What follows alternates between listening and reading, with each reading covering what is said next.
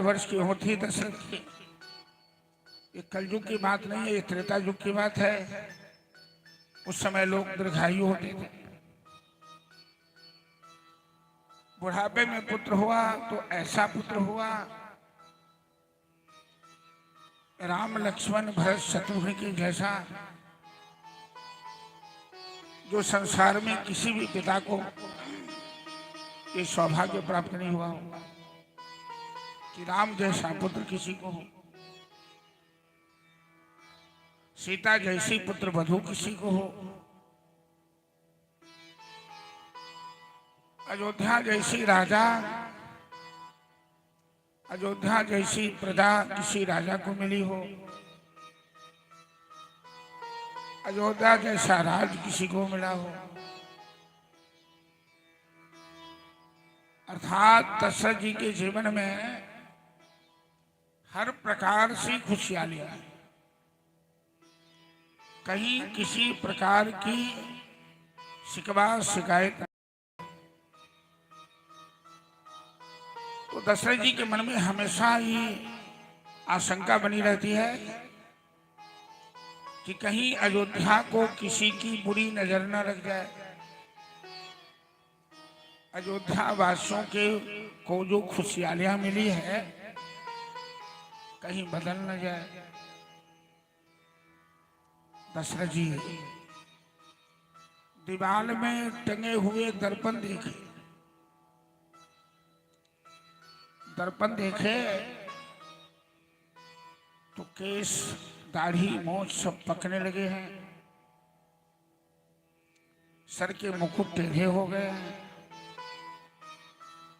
कमर झुकने लगी है। ये तो बुढ़ापा का लक्षण है।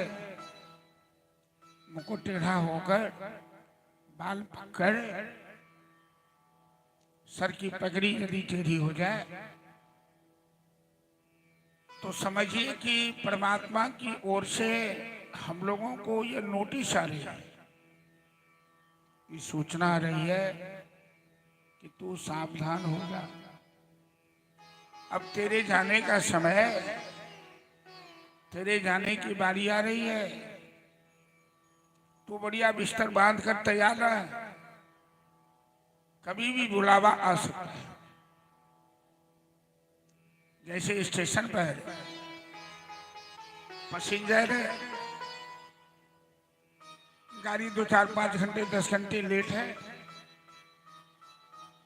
तो मुसाफिर खाने में बढ़िया बिस्तर बिछा करके आराम करने लगते हैं यात्रीगण, मुसाफिर। और जैसे ही सिग्नल होता है, गाड़ी आने की नोटिस मिलती है कि सभी फटाफट बढ़िया बिस्तर समेटकर प्लेटफॉर्म पर चले जाते हैं।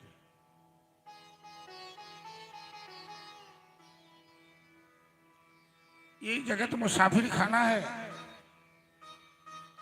इसी बात को हमेशा समझना है। ये अपना घर नहीं है, ये किराए का घर है। अपना घर होता तो सब दिन यहीं रहते हैं। किराए के मकान में हम लोग रहते हैं, मकान मालिक की मर्जी होगी तुरंत भगा देगा। है ये जगत मुसाफिर खाना, पथिक यही समझाएगा। इसलिए गाए जा मेरे राम की गुण गाए जा। तो बढ़िया बिस्तर बांधने का मतलब क्या है? स्टेशन पर बढ़िया बिस्तर बांध के लोग गाड़ी पे चढ़ जाते हैं, लेकिन संसार के स्टेशन पर, संसार के प्लेटफॉर्म पर बढ़िया बिस्तर बांधने का मतलब है कि दुनिया में बाल बच्चे में जो आसक्ति है उसे कम करो। देखते हैं कथा में भी लोग छोटे बच्चे लेके आते हैं और कथा सुनने में ध्यान नहीं होता है। उन बच्चे से इतना लाड़ प्यार है, न शुद्ध कथा सुनते न दूसरे को सुनने देते, तो कितनी बड़ी बाधा होती है। इसलिए जब बाल पकने लगे, दाढ़ी पकने लगे, तो समझो कि नोटिस आ गई। अब चलने की तैयारी में भजन में लग जाओ, धर्म काम में लग जाओ, सत्संग में लग जाओ, साधु संत की सेवा में लग जाओ, परमार्थ में लग जाओ। दुनिया के लिए, परिवार के लिए, बाल बच्चों के लिए बहुत दिन तक किया, जो करना था किया। अब अपने लिए कुछ करो। अब तुम्हारी गाड़ी पर चढ़ने की बारी आ रही है। भजन से प्रेरणा लीजिए कि गाए जा मेरे राम के गुण गाए जा। महाराज दशरथ ने बाल पका, दाढ़ी पकी, केश पके। एक आदमी ने भगवान पर मुकदमा किया कि जब आपकी मर्जी होती उठा लेते हो, पहले नोटिस करो, लोगों को सावधान करो, फिर बुला लो। भगवान कहते कि मैं 3 नोटिस करता हूं, चौथे बार में किसी को उठाता हूं। वो कहता है कि हमारे पास तो एक भी नोटिस नहीं है। अरे तेरे पास 3 नोटिस गई है, तुमने नोटिस रिसीव किया है। पहली नोटिस है कि तेरा बाल पकने लगा, दूसरी नोटिस है कि तेरे दांत टूटने लगे, तीसरी नोटिस है कि तेरी कमर झुक गई, तेरी चमड़ी लटक गई, चौथे बार में राम नाम सत्य होता है। गाए जा। इसलिए जैसे ही बाल केश पकने लगा तो राम का गुण गाए जा। हो जाओ तैयार ट्रेन जंक्शन से खुजने वाली।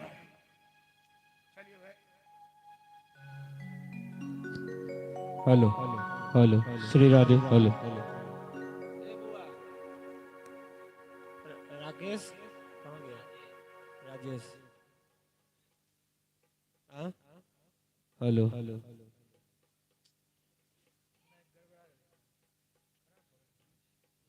बोल श्याम रामचंद्र की जय। गाए जा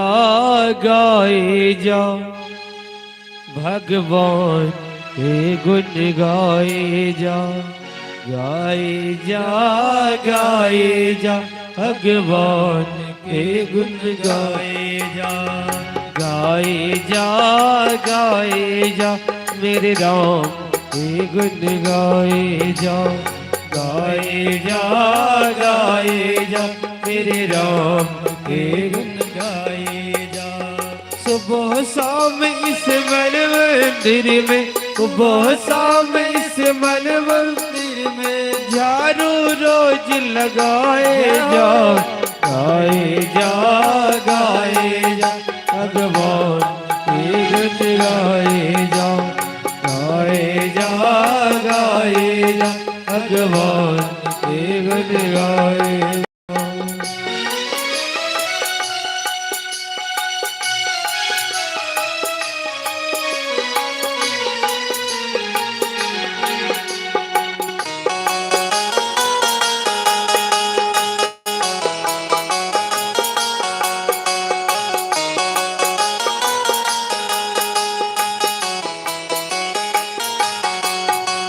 तरह तरह के खेल है इसमें, दुनिया एक तमाशा है।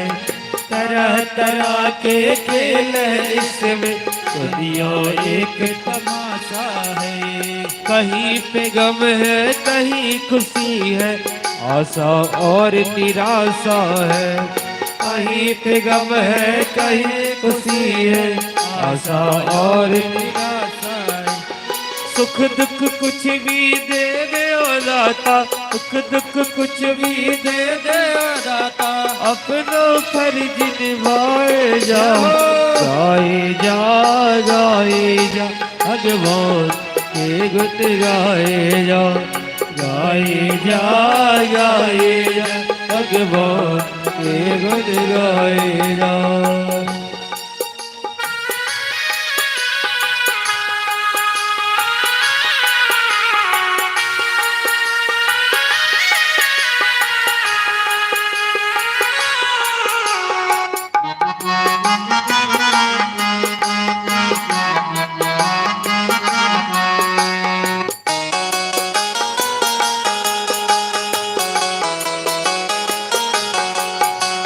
चिंता और जग में दोनों एक कहती है।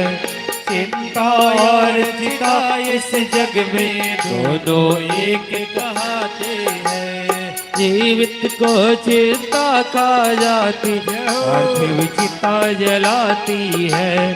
जीवित को चिंता खा जाते पार्थिव चिता जलाते हैं। मालिक पर विश्वास अडिग हो, मालिक पर विश्वास अडिग हो। चिंता दूर भगाए जा, गाए जा भगवान के गुण गाए जाओ। गाए जा भगवान के गुण गाए जा।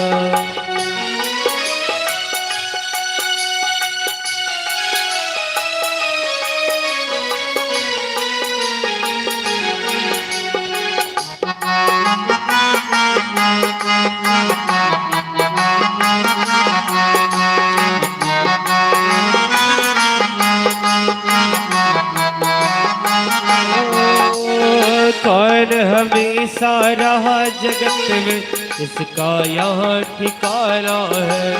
कौन हमेशा रहा जगत में इसका यहाँ ठिकाना है। घर चलने की कर तैयारी यह तो देश बेगाना है। घर चलने की कर तैयारी यह तो देश बेगाना है। यह जगत मुसाफिर खाना है। यह जगत मुसाफिर खाना ठीक यही समझाए जा। गाए जा भगवान के गुण गाए जा। गाए जा भगवान के गुण गाए। सुबह शाम इस मंदिर में, सुबह शाम इस मंदिर में झाड़ू रोज लगाए जा। गाए जा भगवान के गुण गाए जा। गाए जा भगवान के गुण गाए जा। गाए जा भगवान के गुण गाए जा। जय जय श्री राधे।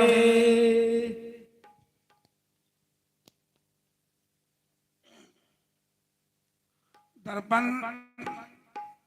तो सभी आदमी देखते हैं ना। कोई चंदन लगाने के लिए, कोई बाल सजाने के लिए, कोई श्रृंगार करने के लिए। लेकिन दर्पण में क्या देखते हैं? केवल अपना मुखौटा, या दर्पण आपके जीवन में हेलो हेलो कुछ और संकेत देता है? ये भी समझिए। दशरथ जी ने दीवार में टंगे हुए दर्पण को देखा तो उन्हें एक और अर्थ लगा। ये दर्पण कहता है कि तुम बुढ़ापे में आ गए हो, तेरे बाल पकने लगे, तेरी पगड़ी टेढ़ी हो गई। दर्पण यह भी संकेत देता है कि अब तुम दुनिया की जवाबदेही अपने बाल बच्चों पर सौंपो, क्योंकि सर पे जितना भार उठा के रखोगे भगवान के भजन में उतनी ही बाधा होगी। भार मुक्त हो जाओ। बच्चे लायक हो गए तो बच्चे पर दुनियादारी का भार सौंपो। दशरथ जी ने तुरंत मंत्रिमंडल में निर्णय लिया।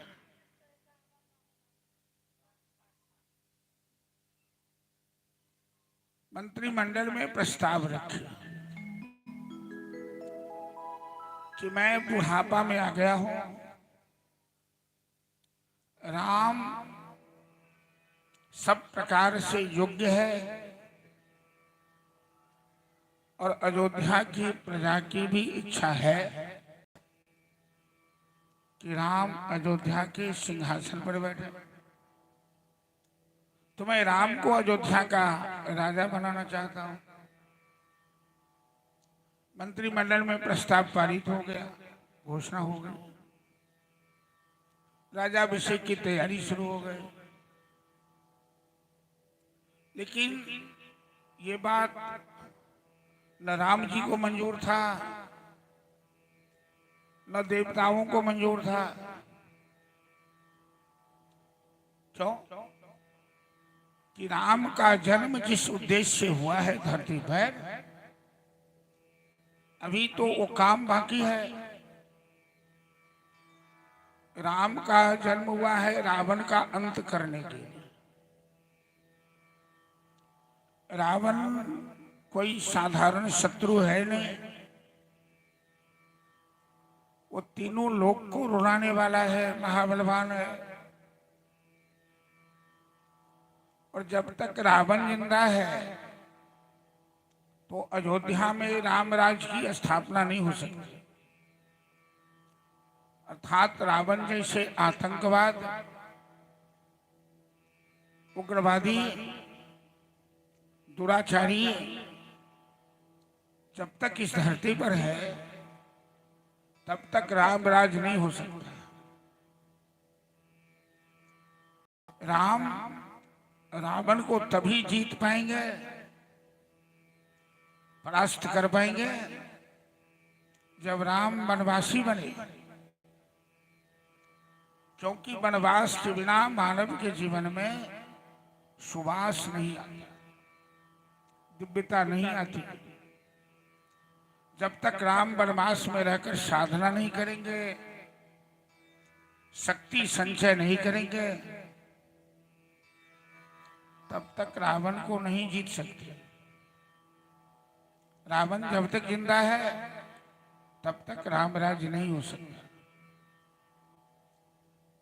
ये रावण देवता को रुलाता है तो देवता सब षड्यंत्र किया कि राम का राज्याभिषेक अभी न हो। सरस्वती को भेजा अयोध्या में, मंथरा और केकई,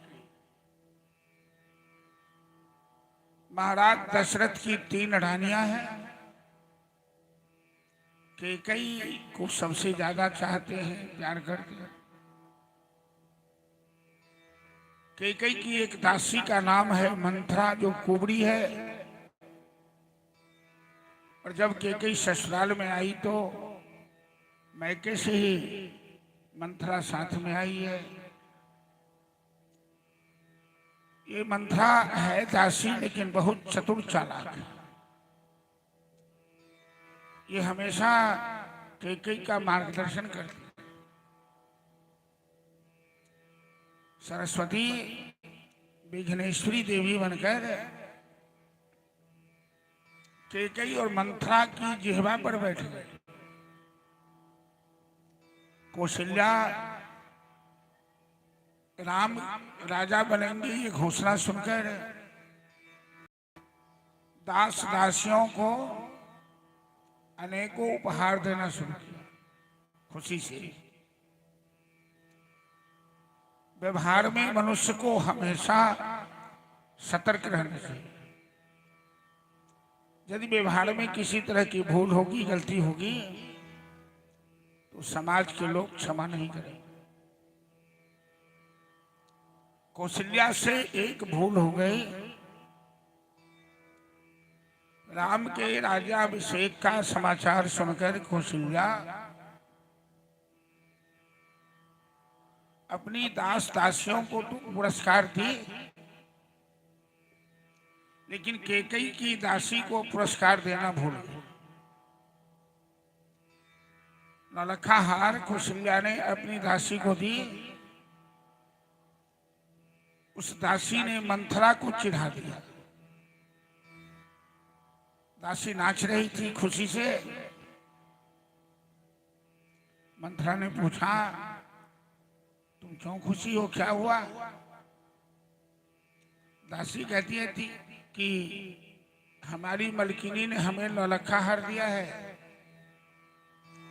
क्योंकि राम सिंहासन पर बैठने वाले हैं। तुम्हें क्या मिला? दासी ने मंथरा को चिढ़ा दिया। मंथरा बहुत चालाक है। उसने मन में ठान लिया कि यदि मेरा नाम मंथरा है तो मैं राम को सिंहासन के बदले वनवास नहीं भेज दिया तो मेरा नाम मंथरा नहीं। मंथरा कैकेयी के पास आई, महारानी तुम्हें कुछ मालूम है क्या? अरे कल राम सिंहासन पर बैठने वाला है। महाराज दशरथ ने तुम्हें बताया क्या? कैकेयी कहती है हमें तो बताया नहीं, लेकिन मैंने ही उनसे आग्रह किया था कि आपका बुढ़ापा आ गया है, अब राम को सिंहासन पर बैठा दे। और ये कहते हुए कैकेयी के गले में जो नलखा हार था वो मंथरा के आंचल में दे दिया। मंथरा उस हार को जमीन पर फेंक दिया। कहने लगी महारानी मैं तुमको खुशखबरी नहीं सुना रही हूं कि तुम खुशी में हमें पुरस्कार दे रही हो, मैं तो तुमको सावधान कर रही हूं कि यदि राम कल राजा बन गया, कौशल्या राजमाता बन गई, तो तू दासी बन के भी नहीं रह सकती है। कौशल्या तुम्हारी सौतन है, तुम्हें घर से निकलवा दूं। कैकेयी के ऊपर अभी तक सरस्वती का प्रभाव नहीं पड़ा। सत्य बात तो यह है कि कैकेयी राम से बहुत प्रेम करती है।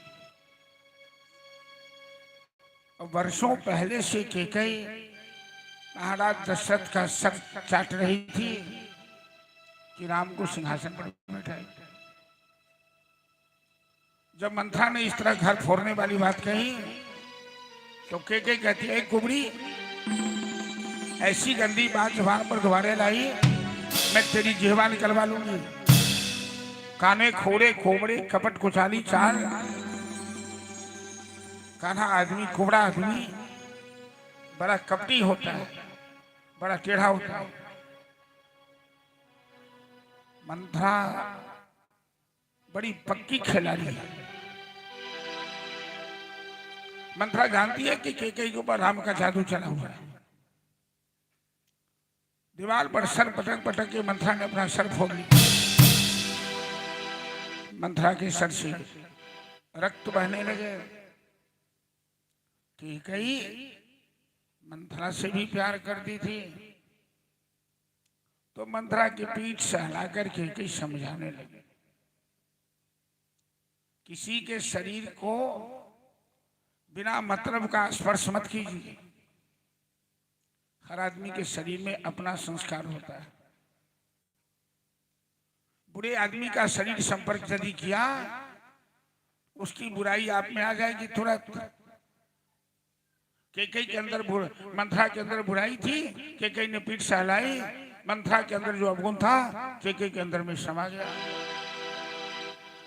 और कैकेयी को लगने लगा कि कहीं मंथरा ठीक तो नहीं कह रही है। कैकेयी सारी बात भूल गई कि मैंने महाराज को परेशान किया, मैंने महाराज को तंग किया राम को सिंहासन पर बैठाने के लिए। राम अपनी मां से भी ज्यादा हमसे प्यार करता है। कैकेयी कहती है मंथरा तूने सर क्यों फोड़ लिया, क्या हो गया तुम्हें? मंथरा कहती है महारानी मैंने तेरा नमक खाया है। तुम्हारे पिता ने हमें तुम्हारी रक्षा के लिए यहां भेजा है और मैं देख रही हूं कि तेरी जिंदगी में विपत्ति आने वाली है। नाग माता कद्रू गरुड़ माता विनीता को जिस तरह से सौतेला भाव किया और सताया, कौशल्या तेरे साथ वैसा ही करेगी। कैकेयी कहती है मंथरा मैं क्या करूं, मेरा बेटा तो यहाँ है भी नहीं, भरत और शत्रुघ्न तो ननिहाल में है। मंथरा कहती है यही तो मैं कहती हूँ कि महाराज के मन में कपट नहीं था, तुमसे प्रेम करते थे तो तुम्हारे पुत्र को ननिहाल भेज दिया और राम का राज्याभिषेक अचानक कर रहे हैं। ये सब कौशल्या की चाल है। एक दासी एक राजमहल में किस तरह से फूट डाल रही है। जब समय विपरीत होता है, भाभी आती है तो मनुष्य की बुद्धि, मनुष्य की सोच विपरीत हो जाती है। जो अयोध्या स्वर्ग से भी सुंदर लग रही है, उस अयोध्या पर देवताओं की कुदृष्टि पड़ गई। श्मशान बनने जा रही है, वीरान बनने जा रही है। जो अयोध्या की प्रजा पूरी रात जागकर राम के लिए दुआ दे रहे थे, मना रहे थे, उन अयोध्या की प्रजा के ऊपर विपत्ति का पहाड़ टूटने वाला। मंथरा कहते हैं महारानी अरे अभी तो महाराज ने निर्णय लिया है, 24 घंटे बाकी हैं राज्याभिषेक के। निर्णय लागू होने पर दिक्कत होती है, अभी निर्णय लागू नहीं हुआ है। और तेरे 2 वचन किस दिन काम आएंगे। एक बार देवासुर संग्राम में दशरथ जी देवताओं की मदद करने गए थे, राक्षसों से लड़े थे। महाराज दशरथ के रथ का धूरा टूट गया और दशरथ के प्राण संकट में पड़ गए। महारानी कैकेयी उनके साथ थी। कैकेयी पक्की छत्रानी थी और अपनी अंगुली लगाकर उस रथ के धूरा को गिरने नहीं दिया, नहीं महाराज को आभास होने दिया कि मेरे रथ का धूरा टूट गया है, मैं खतरा में पड़ने वाला हूं। वरना महाराज दशरथ की हिम्मत पस्त हो जाती, हार हो सकती थी। जब दशरथ ने देखा तो कैकेयी की बहादुरी देखकर दशरथ जी कैकेयी को 2 वचन दे दिए कि तुमने अपने प्राण की बाजी लगाकर मेरी रक्षा की है। मैं तुम्हें वचन देता हूं कि 2 वचन जब तुम मांगना हो मांगना, जो मांगना हो। मंथरा को मालूम है। मंथरा कहते हैं महारानी तेरे 2 वचन लेने का समय आ गया। महाराज दशरथ के पास तुम्हारे दोनों वचन धरोहर के रूप में है।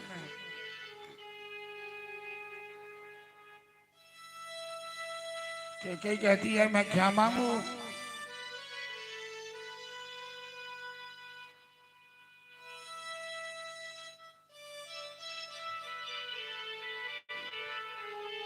दो वचन तो मेरे हैं, लेकिन मांगो क्या। अयोध्या का राजमार्ग 14 वर्ष के लिए क्यों, 15 वर्ष, 16 वर्ष, 12 वर्ष। मंथरा राजनीति जानती है। 12 साल के बाद एक युग बदल जाता है। अब 12 साल कोई आदमी अपना देश छोड़ दे तो नागरिकता समाप्त हो जाती है। मंथरा ने सोच समझ के 14 साल मांगा कि राम की नागरिकता समाप्त हो जाए अयोध्या से, और भरत हमेशा हमेशा के लिए राजा। सांसारिक दृष्टिकोण से कैकेयी कहती है कि दूसरा वचन 14 वर्षों के लिए राम का वनवास मांगा। कैकेयी का हृदय भी सहम गया ये वचन सुन। कि राम जैसे इंसान को राम से दुश्मन भी प्रेम करता है। राम से किसी की जीवन में शिकवा शिकायत नहीं है। ऐसे महामानव को अकारण वनवास भेजा जाए, उनके जीवन में इतना बड़ा कष्ट दिया जाए। ठीक है, कहती है मंथरा, भरत राजा बने तो ठीक है, लेकिन राम को वनवास भेजने के पीछे तुम्हारा ख्याल। मंथरा कहती है महारानी, तू कितनी बुद्धू है, तू कितनी बड़ी बुद्धू है। तू जानती है कि राम यदि अयोध्या में रहेगा, अयोध्या की प्रजा राम से इतना प्रेम करती है कि कभी भरत को राजा के रूप में अयोध्या की प्रजा स्वीकार नहीं करेगी, विरोध कर देगी। भरत सिंहासन में नहीं बैठ सकता। कैकेयी कहती है मंथरा, तू इतनी चालाक है, मतलब विनाश काल में विपरीत बुद्धि होती है। कैकेयी के सर पे जो कलंक लिखा है, बदनामी लिखी है, आज मंथरा की बातें कैकेयी को अच्छी लगी। जैसे जैसे मंथरा ने बताया, कैकेयी काला वस्त्र पहनकर कोप भवन में चली गई। शुभ घड़ी में काला वस्त्र लोग नहीं पहनता। देखते हैं किसी नेता का जब विरोध होता है, लोग काला झंडा दिखाते, अशुभ का लक्षण। दशरथ जी रात में आए, कैकेयी को कोप भवन में देखकर दशरथ जी का होश गायब हो गया। दशरथ जी पूछते हैं, महारानी तू काला वस्त्र धारण कर ली है, कल राम का राज्याभिषेक है, तू को भवन में चली आई है, क्या बात? तुम्हें किसी बात का कष्ट है क्या? किसी ने कुछ कहा? किसी ने तुम्हारा अपमान किया? दशरथ जी भोले भाले हैं, बड़े प्रेम से पत्नी से प्रेम करते थे, तो प्रेम से पूछने लगे। लेकिन कैकेयी तो नागिन बनी है, जैसे नागिन फन काटती है, कैकेयी आज नागिन बनी हुई है। फन काट के उठी, कहते हैं महाराज जिंदगी भर आपने मेरे साथ छल किया, विश्वासघात किया। आप प्यार करते हैं कौशल्या से और दिखावा करते हैं हमारे साथ। आपके मन में कपट नहीं था, तो मेरे पुत्र को ननिहाल भेजकर इसी बीच में राम के राज्याभिषेक करने की क्या आवश्यकता थी? दशरथ कहते हैं महारानी, मैं तो तुमको बताने ही वाला था, और मैंने अपने मन से निर्णय नहीं लिया। तुम तो बरसों पहले से मेरा सर खा रही थी कि राम को बैठाइए सिंहासन पर। आज तुम्हें कष्ट क्यों हो गया? कैकेयी कहते हैं महाराज वो समय बदल गया। मेरा 2 वचन आपके पास है, हमें अभी चाहिए। आप सूर्यवंशी हैं, और सूर्यवंशी अपने वचन के बड़े पक्के होते हैं। और जो सही इंसान है, जो मर्द है, वो जवान से जो निकालता वो पूरा करता है।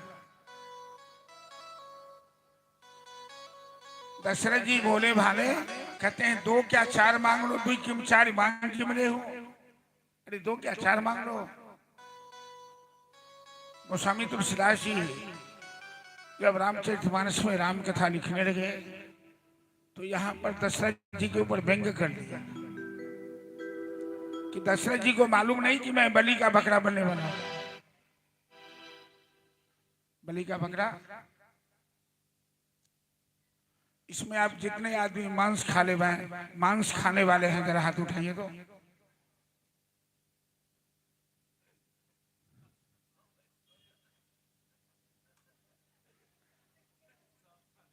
नहीं खाने वाले उठाइए तो। लेकिन खाने वाले में हाथ कोई नहीं उठाया। जब शर्म आती है तो क्यों खाती हो मांस मछली? मांस क्यों? भागवत व्यास मंच के सामने संकल्प कर लो कि मैं मांस मछली नहीं खाऊंगा, मांस नहीं खाऊंगा। जब यहाँ हाथ उठाने में शर्म है तो जब भगवान कोड़े की मार मार कर पूछेंगे तो क्या जवाब दोगी?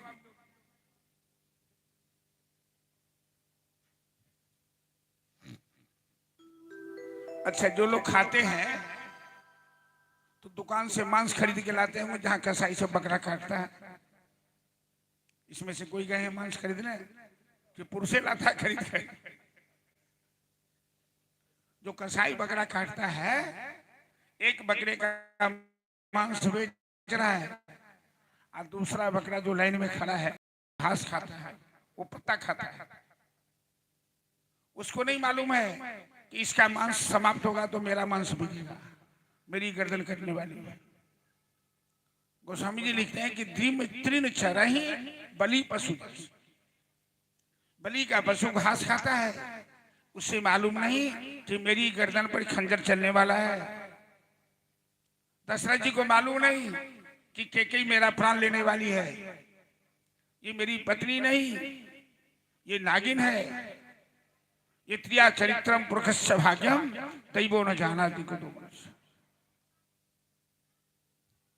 दशरथ जी कहते हैं 2 क्या 4 मांग लो? कैकेयी कहती है नहीं नहीं 2 ही चाहिए। बोलो तो पहले राम की सौगंध खाई।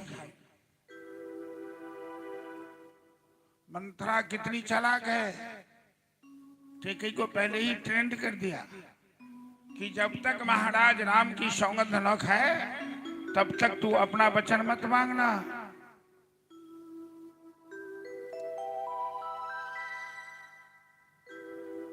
क्यों?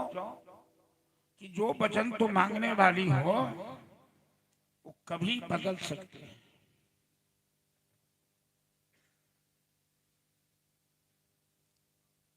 दशरथ जी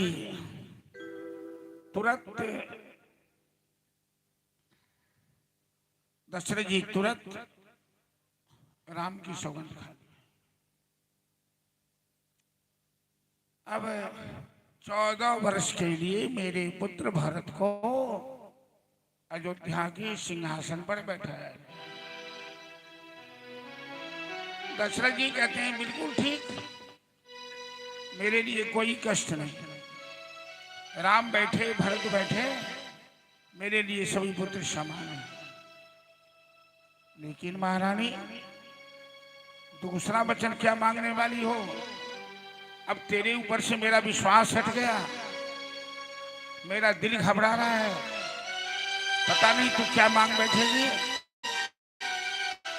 त्रिया चरित्र इसी को कहते हैं ना कि तुम वर्षों पहले से कहते थे कि राम को सिंहासन पर बैठाओ, और जब मैंने राम को सिंहासन पर बैठाने का निर्णय लिया तो तुम भरत के लिए राज मांगती है। अरे मेरे राम तो महान है, सागर के समान। राम को राज का लोभ नहीं है। राम के जीवन में न दुख है न सुख है, वो तो दुख सुख से बड़े है। तापस भेष विशेष उदासी 14 वर्ष राम बनवासी। कहती है महाराज तपस्वी का भेष बनाकर राम 14 वर्षों के लिए वनवास चला गया। जैसे दशरथ की कान में आवाज आई कान बंद करके दशरथ जी कहने लगे, महारानी ये तुम क्या कह रही हो? तुम कैसी नारी हो? तुम जानती हो कि क्या मांग रही हो? अरे मैं राम के बिना 14 साल तो दूर की बात है, मैं 14 दिन नहीं जी सकता। मैं मर जाऊंगा तो विधवा हो जाएगी, दुनिया तेरे नाम पर थूक फेंकेगी, और आने वाले समय में कोई अपनी औलाद का नाम केकई नहीं रखेगा। केकई की छाती सरस्वती की प्रेरणा से वज्र बन गई। केकई कहते हैं, महाराज दुई न एक संग हो ये फुफालू, हसब ठठाय फुलाय बधान। मैथिली भाषा में कहै छै कि दोनों नहीं है, सुरसुर आ मुरमुर। चूड़ा में पानी देबै तो मुरमुर नहीं है, नहीं पानी देबै तो सुरसुर नहीं है। तो हंसनाई या गाल फुलाय दोनों एक संगे नहीं हो छे। या तो हंसू या तो मुंह के तुप्पा करू। बहुत आदमी के बड़ा आदत हो छे मुंह के तुरंते तुप्पा करू, बिड़नी जना काट ली। किसी तरह रात बीती। मंत्री बड़े अनुभवी थे। राम जी को बुलाया गया। राम जी पिता को प्रणाम किए,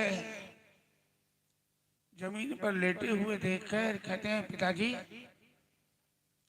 आप जैसे वीर भाकुड़े महापुरुष इस तरह विलाप कर रहे हैं, अचेत अवस्था में पड़े हैं, क्या हुआ? दशरथ जी राम को पकड़कर अपने गले से लगा लेते हैं, बेटा तू केकई के पास मत जा। ये केकई तेरी मां नहीं, ये तेरी दुश्मन है, ये नागिन है। राम जी को आश्चर्य लगने लगा कि पिताजी तो केकई से इतना प्यार करते थे, आज क्या हो गया? राम जी केकई से पूछते हैं, मां क्या हुआ पिताजी को? केकई कहती है, राम अरे मैंने अपना 2 वचन मांगा है तेरे पिता से, 14 वर्षों के लिए भरत का राज और 14 वर्षों के लिए तुम्हारा वनवास। बस इसी बात से तेरे पिताजी इतने दुखी हैं।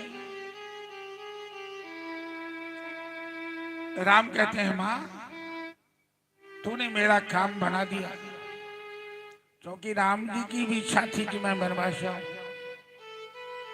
और ये काम तो केकई के अलावा कोई नहीं किया। पिता को प्रणाम किए राम जी और चले आए। कौशल्या ने कहा, राम तू सन्यासी का वेश धारण कर लिया है, आज तो राजा बनने वाला है, और जिस दिन राज्याभिषेक होता है उस दिन राजा को सजाया जाता है। राम जी कहते हैं, मां कि पिता दिन है जो कानन राजू, पिताजी ने हमें जंगल का राजा बनाया, मैं 14 वर्षों के लिए वनवास जा रहा हूं। माता केकई का भी बिछा।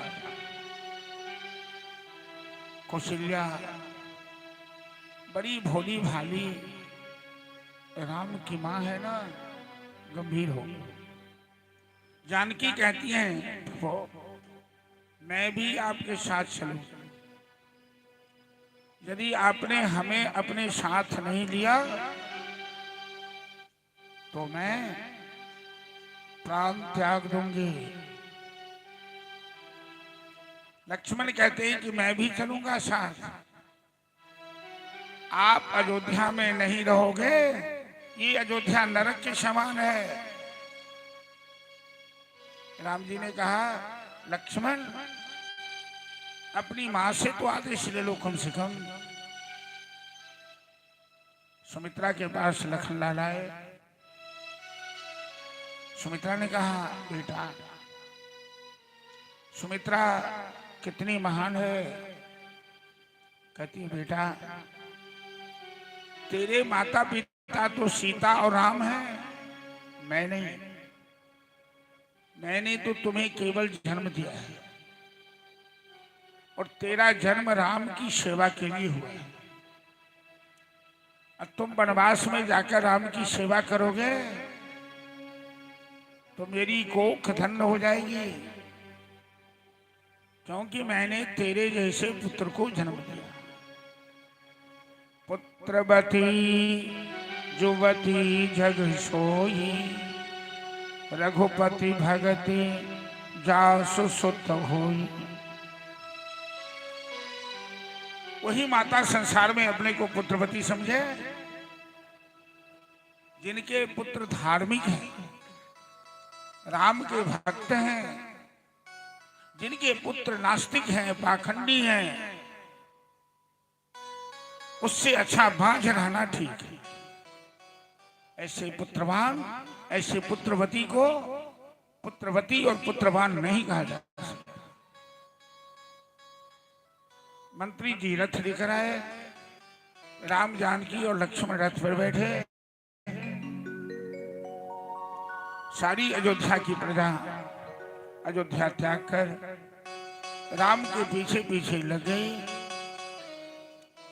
कि यदि राम अयोध्या में नहीं रहेंगे तो हम लोग भी अयोध्या में नहीं रहेंगे। राम आज अयोध्या त्याग कर राही बडोही की तरह जंगल का रास्ता पकड़। गोस्वामी तुलसीदास जी महाराज कहते हैं कि भाग्य बड़ा बलवान होता है, समय बलवान होता है।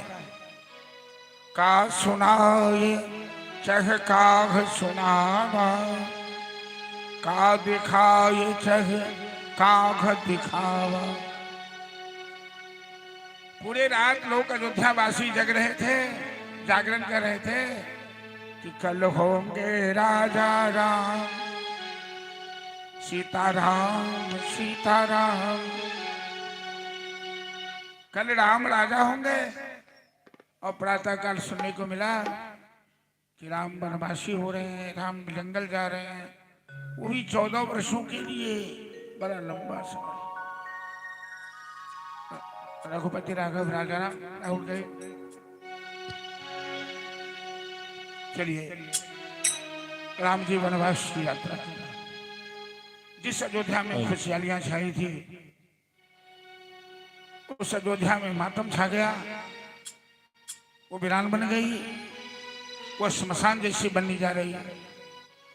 इसी को समय कहते हैं कि काल चक्र की देन बड़ी विचित्र होती है।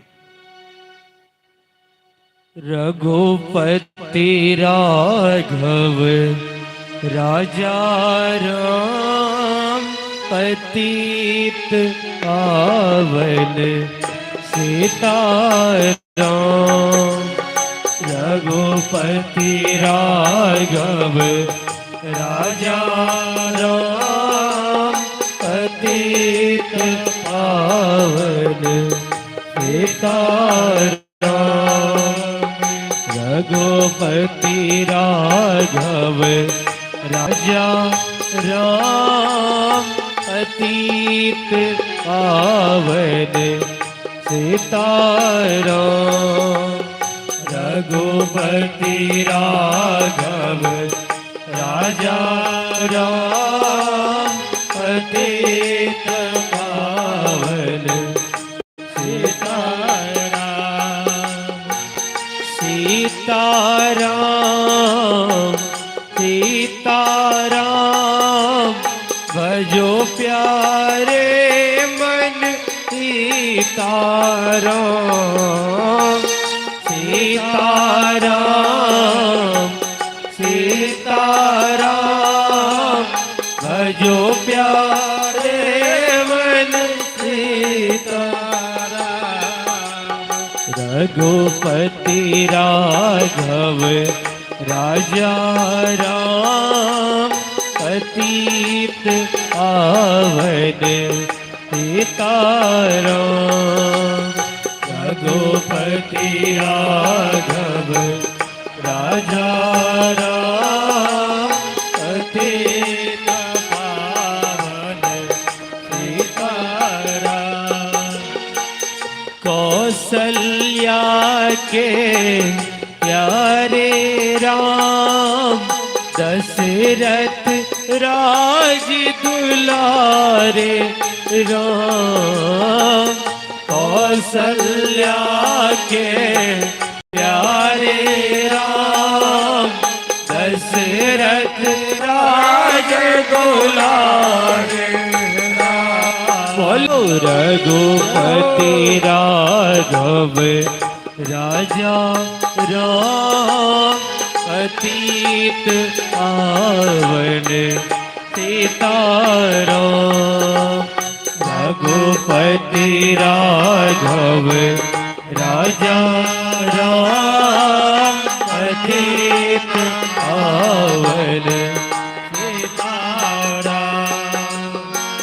जय रघुनंदन जय सिया राम जानकी वल्लभ सीता राम। जय रघुनंदन जय सिया राम जानकी वल्लभ सीता राम। रघुपति राघव राजा राम पतित पावन सीताराम। रघुपति राघव राजा राम पतित पावन सीताराम। श्याम रामचंद्र की जय।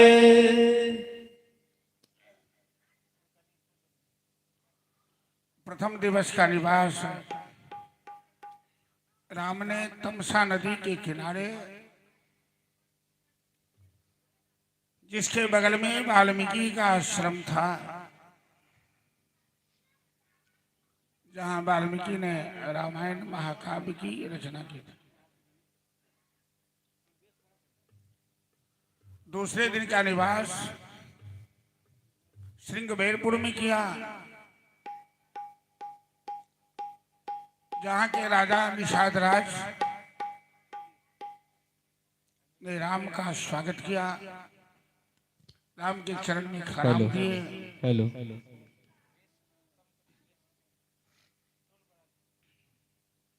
राम जानकी कुश की चटाई पर विश्राम कर रहे हैं। श्री राधे। हेलो लक्ष्मण और निषाद राज पूरी रात जागरण करके सत्संग कर रहे हैं।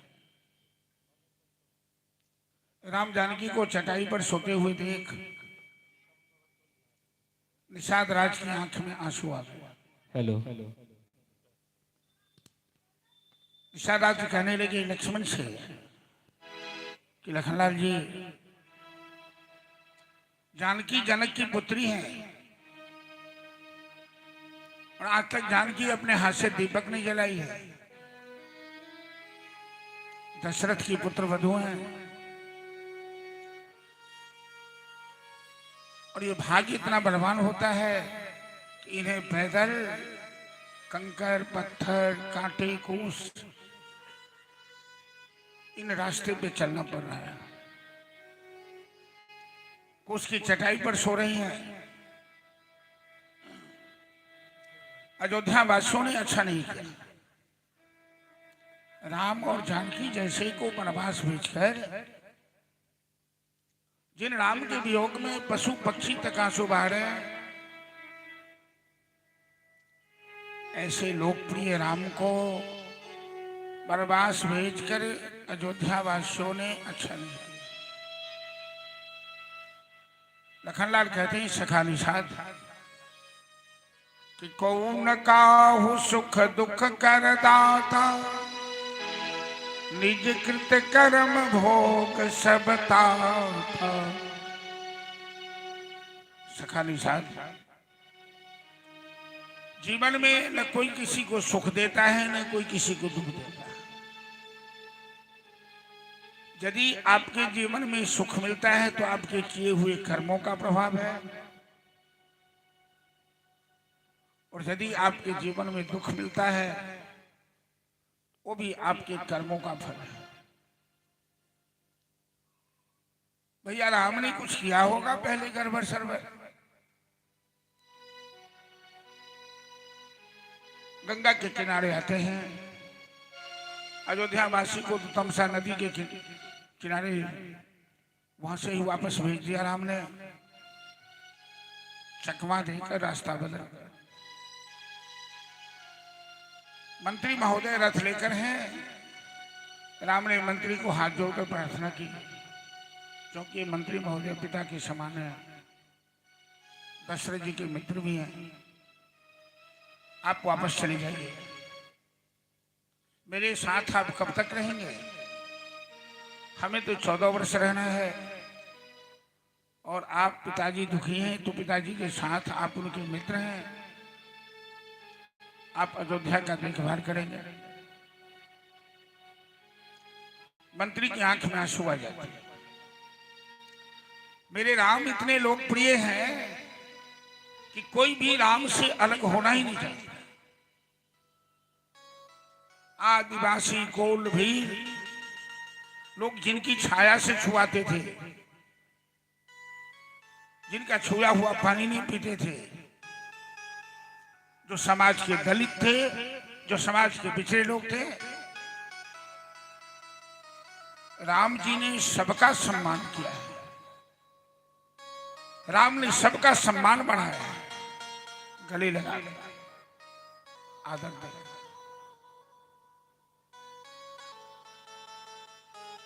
मंत्री वापस आए अयोध्या। महाराज दशरथ ने पूछा मंत्री से, क्योंकि जाते समय दशरथ जी ने आदेश दिया था कि 2-4 दिन जंगल घूमने के बाद राम को वापस ले आए, और राम न भी आए तो जानकी को अवश्य ले आए। मंत्री ने बताया, महाराज राम अपने आदर्श के बड़े पक्के हैं, वो 14 वर्ष से पहले लौटने वाले नहीं हैं, और जानकी राम की छाया है। जहां राम है वहीं जानकी है। दशरथ जी की हालात बिगड़ने लगी। कौशल्या की गोद में मस्तक रख के दशरथ जी लेटे हुए हैं, बगल में सुमित्रा बैठी हुई है। पूरे नगर के गणमान्य लोग वहां शोक मना रहे हैं। दशरथ की हालत देखकर दशरथ जी कहते हैं कौशल्या से कि कौशल्या देवी, मैं अयोध्या की प्रजा से क्षमा मांगता हूं। मेरे कारण अयोध्या की प्रजा अनाथ हो गई, मेरे कारण ही अयोध्या वीरान हो गई। सारी गलती मेरी है। मैंने कैकेयी को वचन नहीं दिया होता तो आज अयोध्या के ऊपर विपत्ति का पहाड़ नहीं टूटा होता। दशरथ जी अपनी जवानी में गलती किए थे। एक वैश्य बालक श्रवण कुमार, आज संसार में कितने माता पिता के भक्त हुए, लेकिन श्रवण कुमार जैसा कोई नहीं हुआ। अपने अंधे माता पिता को भार पर बैठा कर तीर्थ यात्रा करवा रहे थे। धोखे से दशरथ जी ने सरजू नदी में श्रवण कुमार जब पानी लेने गए अपने पिताजी के लिए, बाण चला दिया और श्रवण कुमार की छाती में बाण लगे। श्रवण कुमार के प्राण निकले। श्रवण कुमार ने प्राण निकलने से पहले दशरथ जी से कहा, महाराज मेरे माता पिता प्यासे हैं, ये पानी मेरे माता पिता के पास पहुंचा दीजिए। दशरथ जी जब पानी लेकर आए, श्रवण कुमार के माता पिता पहचान गए और उन्होंने हेलो उन्होंने दशरथ जी को शाप दे दिया कि जिस तरह पुत्र शोक में हम प्राण त्याग रहे हैं, तुम भी एक दिन पुत्र शोक में इसी तरह प्राण त्यागो।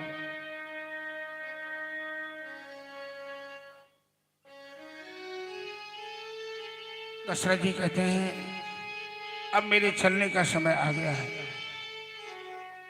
मैं अयोध्या वासियों से माफी मांगता हूं और मैं विदा लेना चाहता हूं। जब राम मेरे जीवन से चला गया, पुत्र वधु जानकी चली गई, मैं जीकर क्या करूंगा।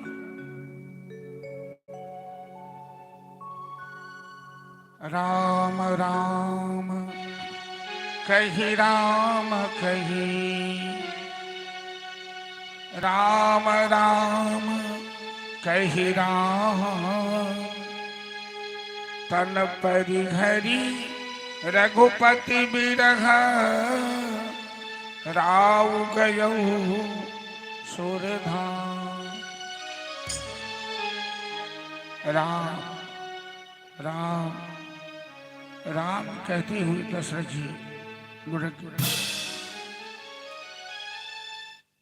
गोस्वामी तुलसीदास कहते हैं कि बंदो अवध भुवन, सत्य नेह जहि राम पद, बिछुरत दीन दया, प्रिय तन तृण इव परिहर्यो। महाराज दशरथ वंदनीय है कि राम के वियोग में अपने शरीर को तिनके के समान त्याग, पूरी अयोध्या शोक सागर में डूब गई। जो स्वर्ग से भी सुंदर थी, इसी को जीवन कहते हैं, इसी को जगत कहते हैं।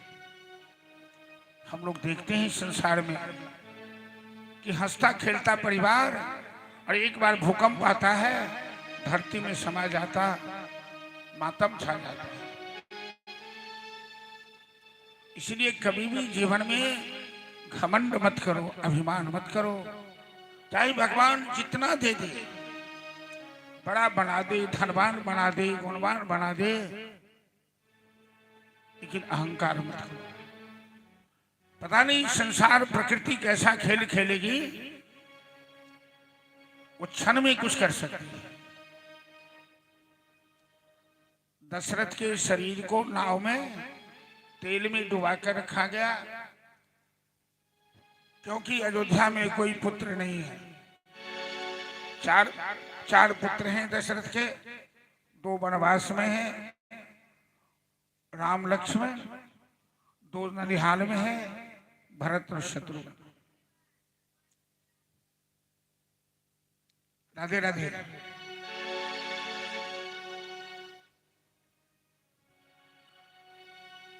गुरु वशिष्ठ ने तुरंत दूत भेजा और बिना किसी सूचना के भरत और शत्रुघ्न को अयोध्या बुलाया गया। भरत जी जब अयोध्या आए, पूरा हाट बाजार बंद है। अयोध्या वासी के किसी के चेहरे पे मुस्कान नहीं, किसी के चेहरे पे रौनकता नहीं, और किसी ने भरत जी को टोका तक नहीं, क्योंकि सबके मन में कैकेयी की चाल से भरत के चरित्र पर संदेह हो गया। अपनी माँ के पास आए, अरे इतने जोर से खेला शाहबाज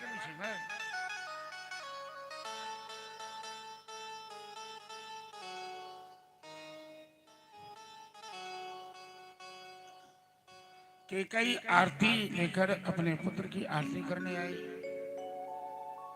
भरत कहते हैं, माँ विधवा का पोशाक पहनी है और आरती करने आई है, क्या पिताजी संसार में नहीं है? और पिताजी नहीं है तो तुम आरती किस खुशी में करने आई है? कैकेयी कहती है, बेटा तू 14 वर्षों के लिए अयोध्या के सिंहासन पर बैठने वाला। इसी खुशी में हम तुम्हारी आरती कर रहे हैं। भरत जी कहते हैं, माँ, सूर्य वंश की यही परंपरा है, बड़े पुत्र सिंहासन पर बैठते हैं, और भैया राम के रहते हम सिंहासन पर कैसे बैठ सकते हैं? कैकेयी कहती है, भरत, राम को 14 वर्षों के लिए वनवास हुआ। भरत महाराज कान में अंगुली डालकर कहते हैं, मां, ये तुम क्या कह रही हो? ये मैं क्या सुन रहा हूं? अरे तू कैसी नारी है? क्या बिगाड़ा भैया राम ने तेरा? तुम जानती है कि तुमने क्या किया है?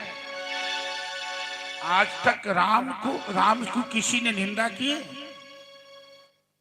आज तक राम से किसी की दुश्मनी हुई? भैया राम का आदर्श, भैया राम का चरित्र इतना महान है, क्या बिगाड़ा था तेरा जो तुम्हें वनवास भेज दिया छोटे से राज के लिए? तूने क्या सोच लिया कि मैं सिंहासन पर बैठूंगा? तू कैसी नारी है कि छोटे से अयोध्या के राज के लिए तूने अपने पति को मार डाला, तू अपना सुहाग मिटा लिया। और नारी के जीवन में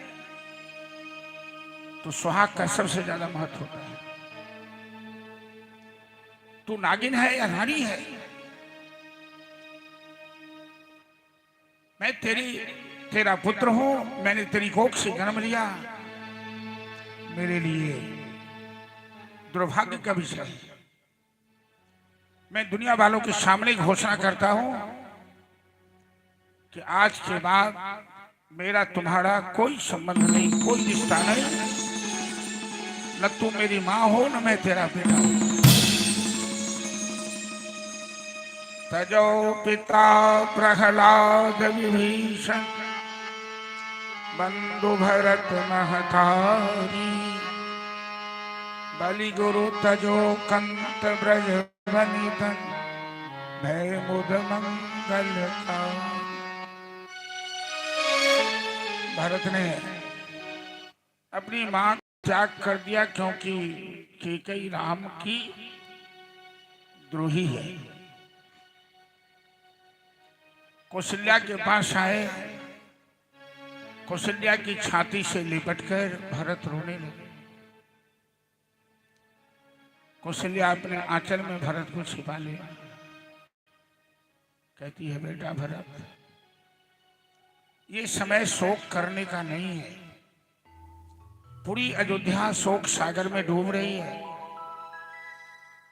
एकमात्र तू ही अयोध्या वासियों का सहारा है। भरत कहता है, मां, मैं खुद बेसहारा हूं। भैया राम ने हमें ठुकरा कर वनवास चले गए, हमें अपने साथ नहीं लिया। मैंने पिताजी का मुंह नहीं देखा। दुनिया के लोग क्या कहेंगे? मां, भैया राम को वनवास भेजने में मेरा कोई हाथ नहीं, क्योंकि भरत जी जानते हैं कि लोग हमारे चरित्र पर संदेह करेंगे। राजा तो मैं बनता, और मेरी मां ने षड्यंत्र किया है। कौशल्या कहती है, भरत, तू राम के प्राण के समान है। मैं अच्छी तरह जानती हूं कि तुम्हारा स्वभाव क्या है। तू धैर्य धारण कर, तेरे ऊपर कोई संदेह नहीं करेगा। बेटा भरत, तू जरा मेरी ओर देख, मैं कैसी अभागिन नारी हूं। मेरे पति की लाश पड़ी हुई है सामने में। मेरे पुत्र को वनवास हो गया। मेरी पुत्र वधू जानकी वनवास चली गई, और मैं ऐसी अभागन हूं कि रो भी नहीं सकती, मैं आंसू भी नहीं बहा सकती। मेरा हाल उसी पिंजरे के पंछी के समान है। जो पिंजरा का पंछी आसमान में उड़ने वाला, डाली से डाली फुदकने वाला, नदी का बहता जल पीने वाला, और ऐसे पंछी के लोग पिंजरा में बंद कर लेते। वो अपना दर्द, अपनी वेदना किसी को नहीं कहता। वो पिंजरा में पांख फड़फड़ा फड़फड़ा कर आंसू की घोट पीते रह जाता है। कौशल्या कहती है, बेटा मेरा वही पिंजरे की पंछी जैसा हाल है। पिंजरे के पंछी रे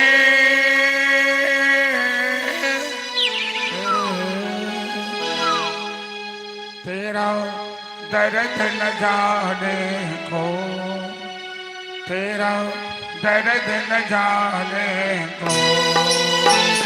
पिंजरे के पंछी रे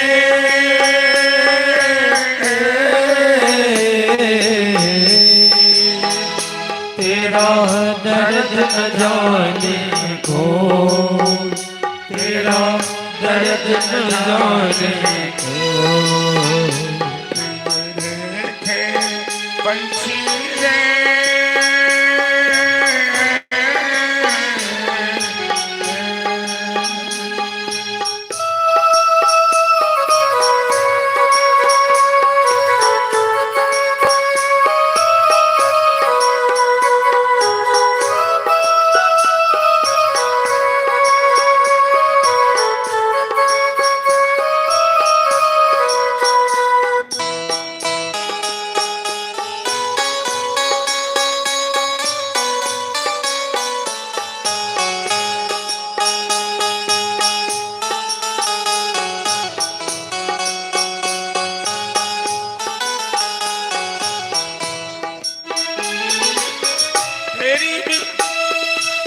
कह न सके तू अपनी कहानी, तेरी भी पंछी क्या जिंदगानी रे।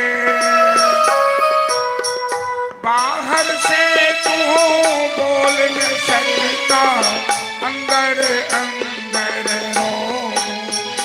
तेरा दर्द न जाने को, तेरा दर्द न जाने को। पंछी रे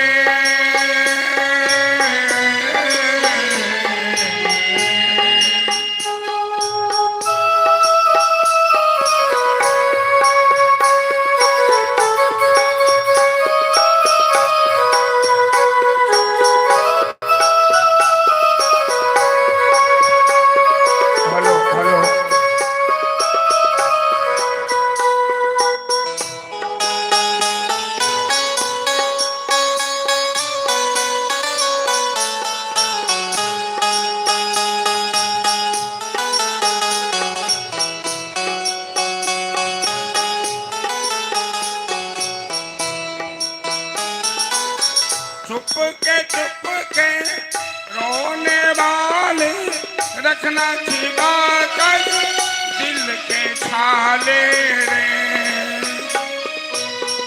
ये पत्थर के देश है पगले, कोई न तेरा हो। तेरा दर्द न जाने को, तेरा दर्द न जाने को। पंछी रे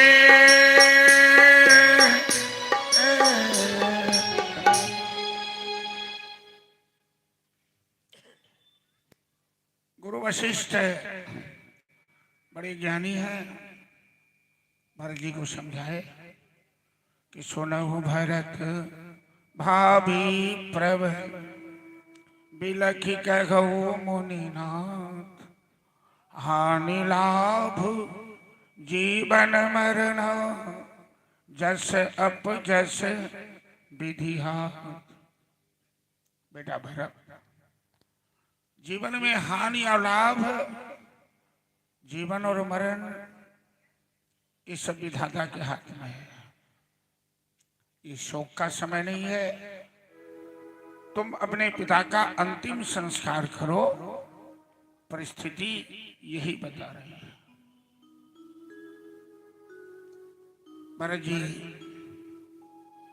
अपने पिता के अंतिम संस्कार में लग गए, गुरु की बात मानकर।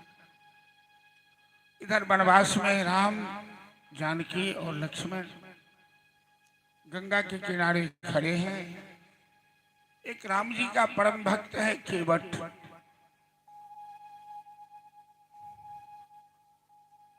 केवट मलाह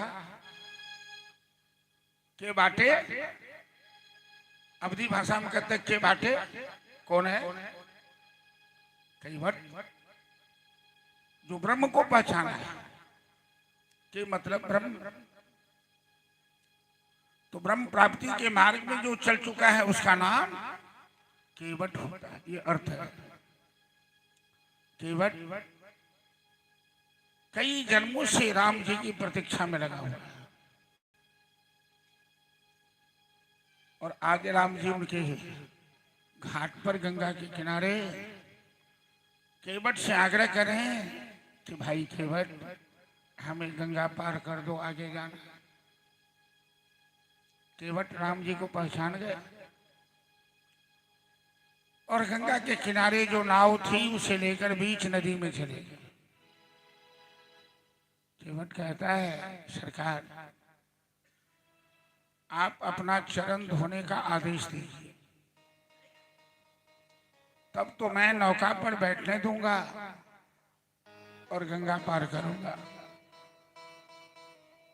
यदि आपने चरण धोने से मना किया तो न ही मैं पार करूंगा, न ही किसी घटबार को पार करने दूंगा। ये हमारा क्षेत्र है। राम जी पूछते हैं कि तू चरण क्यों धोना चाहता है? अरे हमसे छिपाइए मत सरकार।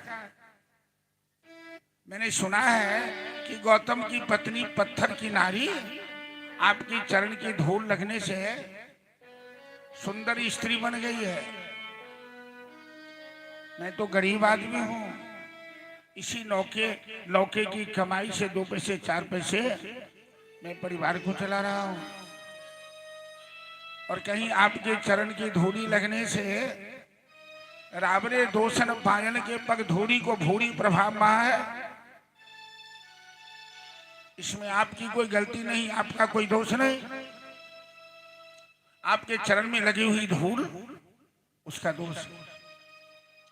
कहीं मेरी नौका गौतम की घरनी जब तरनी तरेगी मेरी, तो प्रभु सो निषाद होई के बात न बढ़ाई हो।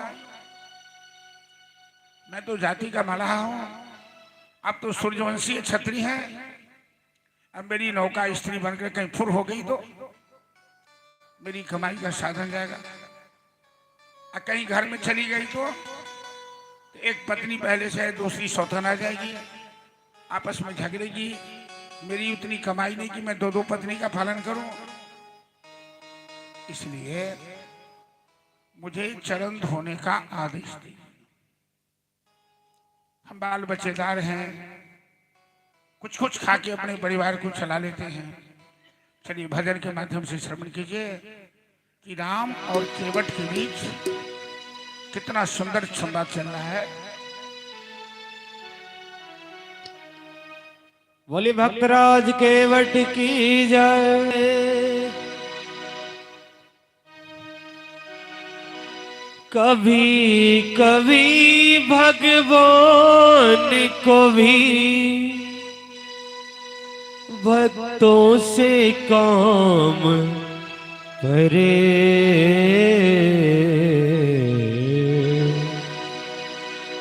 अनाथ गंगा पार प्रभु केवट की नाव चढ़े।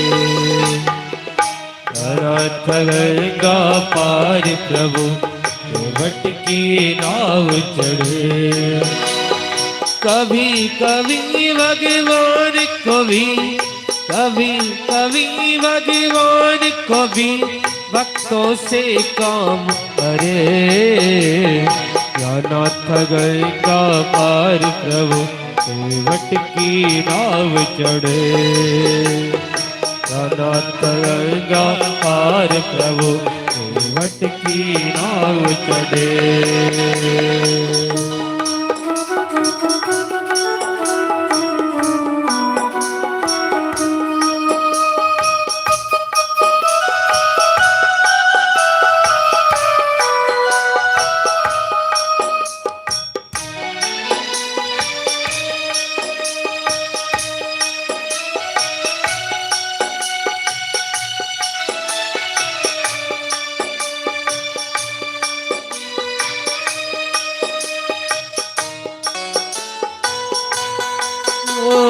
अवध छोर प्रभु वन को ध्याए। सिया राम लखन गंगा तट लाए। केवट मन ही मन हरसाए। घर बैठे प्रभु दर्शन पाए। हाथ जोड़ प्रभु के आगे। हाथ जोड़ प्रभु के आगे। केवट मगन करे। नाथ गंगा पार प्रभु केवट की नाव चढ़े। नाथ गंगा पार प्रभु केवट की नाव चढ़े।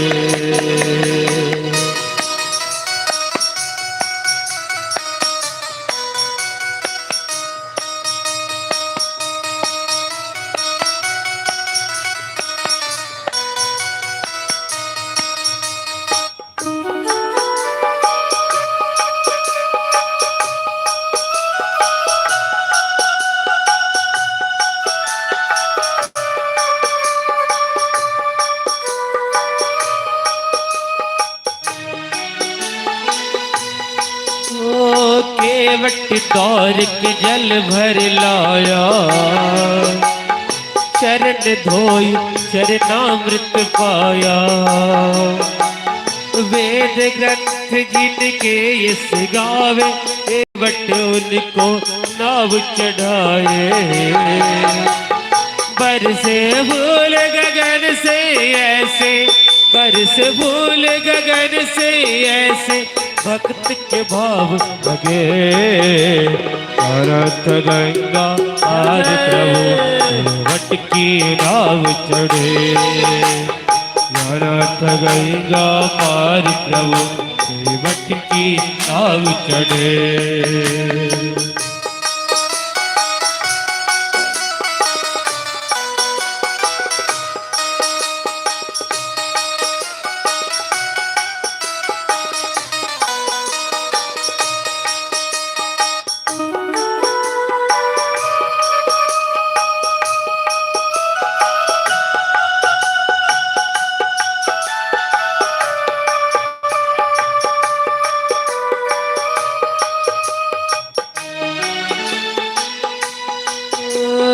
चली नाव गंगा की धारा। सिया राम लखन को पार उतारा। प्रभु तेरे लगे नाव उतराई। केवट बोल नहीं रघुराई। पार किया मैंने तुमको। पार किया मैंने तुमको। अब तू मोह पार करे। नाथ गंगा पार प्रभु केवट की नाव चढ़े। नाथ गंगा पार प्रभु केवट की नाव चढ़े। कभी कभी भगवान को भी। कभी कभी भगवान को भी भक्तों से काम करे। नाथ गंगा पार प्रभु केवट की नाव चढ़े।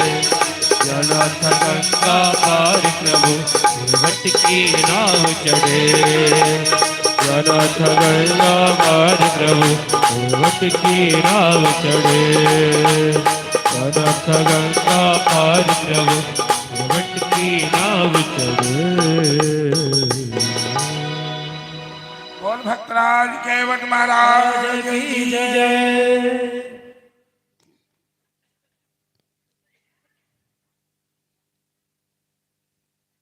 बलि बावन प्रसंग की कथा सुने हैं ना आप लोग? परसों की कथा में भगवान ने 3 कदम में 2 कदम में सारे ब्रह्मांड को नापा था। और आज केवट के सामने गंगा पार करने के लिए केवट की खुशामद कर रहे हैं। और केवट कहता है कि बिना चरण धोए मैं पार नहीं करूंगा। तो कभी कभी भगवान को भी भक्तों से काम पड़े, कभी कभी भगवान को भी भक्तों से जरूरत पड़ती है। जैसे राम जी को गंगा पार जाना था तो केवट के नाव पर चढ़कर ही पार। जहां सुनाम सुमिरत एक बार, और स्वामी तुलसीदास जी लिखते हैं, उतर ही नर भव सिंधु अपारा, सोई कृपाल केवट ही निहोरा, तिहु जग किए तिहु भगति थोड़ा। और भक्त भगवान के बीच जब झगड़ा होता है तो भगवान हमेशा हारते हैं और भक्त की हमेशा जीत होती है। केवट ने जिद कर लिया कि जब तक चरण नहीं धोने दोगे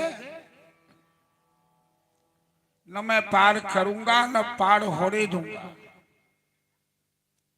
अंत में राम जी ने आदेश दिया, केवट परिवार के पूरे सदस्यों को बुलाया, अति आनंद उमग अनुरागा, चरण सरोज पखारन लागा। देवता आकाश से फूल की वर्षा करने लगे, बरस सुमन सुर सकल से, कि आज केवट के समान भाग्यशाली कोई नहीं। अपने 7 पुरखों को चरणामृत पिलाकर केवट ने उद्धार किया। फिर राम जी को गंगा पार किया। ऐसा नियम है कि घाट खेवा दिए बिना नहीं जाना चाहिए। राम जी के पास कुछ भी नहीं है कि केवट को पारिश्रमिक दे दें। मिथिला की बेटी जानकी साथ में है और धर्मपत्नी यदि साथ में हो तो अपने पति को कभी भी संकोच नहीं होता। जानकी समझ गई है, पिए हिये की सिय जान निहारी, तुरंत अपनी अंगूठी जो जनक जी ने उनको खोइछा में दिया था विदाई के समय, करोड़ों की अंगूठी है, जानकी ने निकाल कर राम जी दे दीजिए इसको पारिश्रमिक।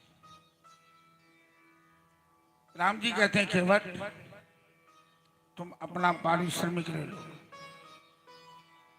केवट की आंख से आंसू बहने लगे।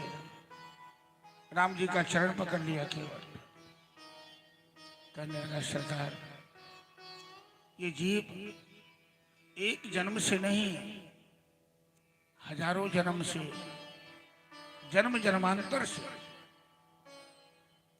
मजदूरी करते करते थक गया,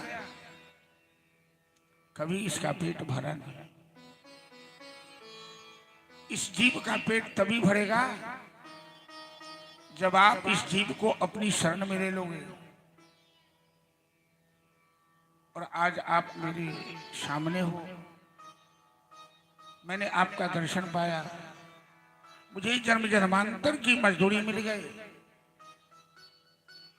ये अंगूठी तो माता जानकी के हाथ में सुंदर लगती है, हमें कुछ नहीं चाहिए प्रभु। नाई से न नाई ले, धोबी से न धोबी ले। एक दूसरा भी नियम है सरकार कि नाई से नाई और धोबी से धोबी नहीं लेती। तो मलाह कहीं मलाह से मजदूरी लेगा? केवट लक्ष्मण जी को चिढ़ाने के लिए कुछ चुटकी लिया आप मलाह है, हम मलाह, तो आपसे हम कैसे लेंगे घाट खेवा?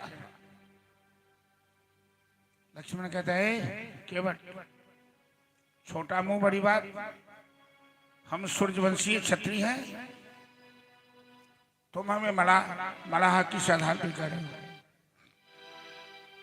केवट कहता है छोटे सरकार, आप तो क्षत्रिय हैं मैं जानता हूं, लेकिन आपके भैया राम जी पक्के मलाह,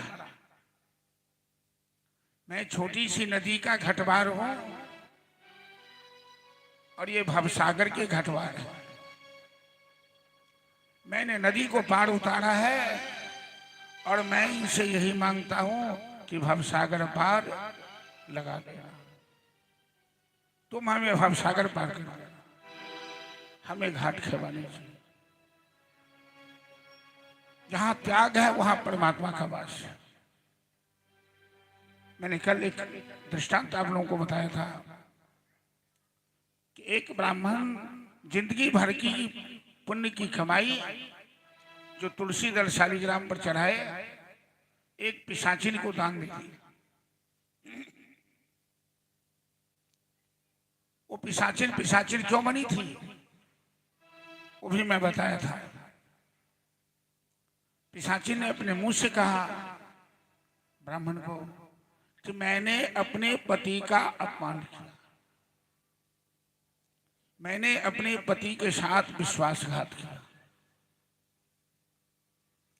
ये पति पत्नी का जीवन प्रेम के धागा में बंधा हुआ है,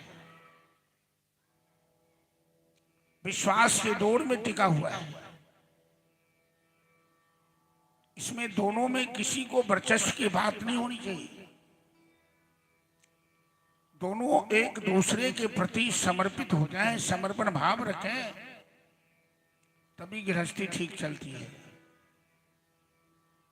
तभी दाम्पत्य ठीक रहता है। कोई महिला ये समझ ले कि मैं बड़ी हूं, मैं अपने पति को कुचल के रखूंगी, तो दक्ष प्रजापति की बेटी का क्या हाल हुआ?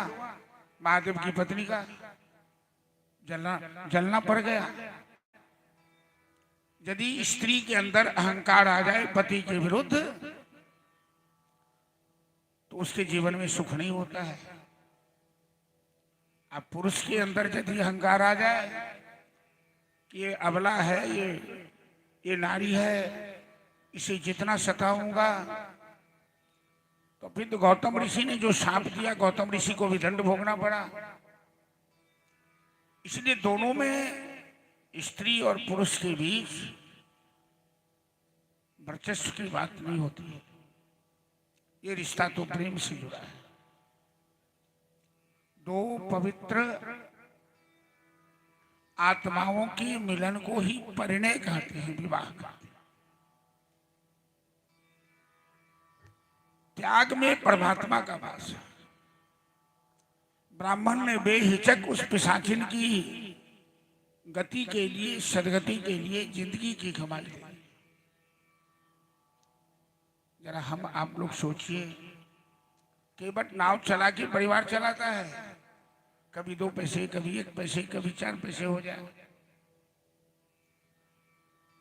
और राम जी जो मुद्रिका दे रहे हैं, अंगूठी दे रहे हैं, वो करोड़ों की है, वरुण देवता की दी हुई अंगूठी है, दिव्य अंगूठी है। यदि केवट अंगूठी नहीं रही तो जिंदगी में परिश्रम नहीं करना पड़ेगा, बैठ के आराम से आध औलाद तक खाता रहेगा। केवट अंगूठा छाप है, जाति का मलाह है, मछली उछली खा के गुजर करता है, पात भरी शहरी सकल सुत बाड़े बाड़े, केवट की जात कछु वेद न पढ़ाई। केवट अपने मुंह से राम जी को कहता है। कविता भली में तुलसीदास जी का पद है, केवट की जात कछु वेद न पढ़ाई हो, सब परिवार मेरो याहि लाज राजा जो, हो दीन वित्तहीन कैसे दूसरी गाई। हम तो गरीब हैं, हम दूसरी नाव बना भी नहीं सकते। गौतम की घरनी जो तरनी तरेगी मेरी, तो प्रभु सो निषाद हुई के बात न बढ़ाए। कहीं मेरी नौका स्त्री बन के उड़ गई तो आप तो राजा हैं, मैं आपसे लड़ भी नहीं सकता। इसीलिए चरण धोने दीजिए। आज करोड़ों की अंगूठी केवट ने त्याग दिया। नहीं नहीं, ये तो मैया के हाथ में शोभा देती। केवट ने राम जी को पार किया, राम जी ने केवट को आशीर्वाद दिया। परमात्मा के सामने लोभ मत करो, त्याग रखो। वो जानते हैं, तुम कहो न कहो, वो जानते हैं तेरी समस्या को, तेरी दिल की बात को। यदि लोभ करोगे तो ठगे जाओगे, यदि त्याग करोगे तो बेड़ा पार कर पाओगे। उसके आगे तो झोली फैला, दाता झोली को भर जाएगा। राम जी वहां से आए भरद्वाज मुनि के आश्रम में। भरद्वाज मुनि बड़ी तपस्वी है, जिंदगी भर से प्रयाग में निवास किया। आज राम जी का दर्शन हुआ तो कहते हैं कि आज सफल जग जोग विराग, आज सफल भा तीरथ राम। जीवन में तब पूर्णता आती है, अपने जीवन की साधना को तब पूर्ण मानो जब परमात्मा का दर्शन हो गया। भरद्वाज मुनि आज मान रहे हैं, राम जी का दर्शन हुआ। उसके बाद वाल्मीकि आश्रम में आए, वाल्मीकि जी के साथ सत्संग हुआ और वाल्मीकि जी से राम ने पूछा कि 14 साल जंगल में रहना है, हमें मार्गदर्शन कीजिए। वाल्मीकि जी कहते हैं, राम सर्वस्व मार्गदर्शिता त्वम, भक्तों को मार्गदर्शक है। तुम तो संपूर्ण चराचर के मार्गदर्शक हो, तुम्हें मार्गदर्शन कौन कर सकता है? गुरुदेव, आपको इस जंगल का अनुभव है। वाल्मीकि ने राम जी को चित्रकूट में भेजा, जहां मंदाकिनी गंगा बहती है, जिसके इर्द गिर्द में बड़े बड़े ज्ञानी ध्यानी तपस्वी महात्माओं का आश्रम है। अत्रि अनसुईया का आश्रम है, अगस्त ऋषि का आश्रम है, शरभंग ऋषि का आश्रम है, सुतीक्ष्ण ऋषि का आश्रम है। और राम जी वनवास गए हैं ऋषियों का सत्संग करने ही। तो निषाद ने चित्रकूट में राम जी के लिए कुटिया बनाई, घास फूस की कुटिया, सुंदर सजा दिया, सुंदर बगीचा बना दिया। कंदमूल फल खाकर राम जी जंगल में रहने लगे।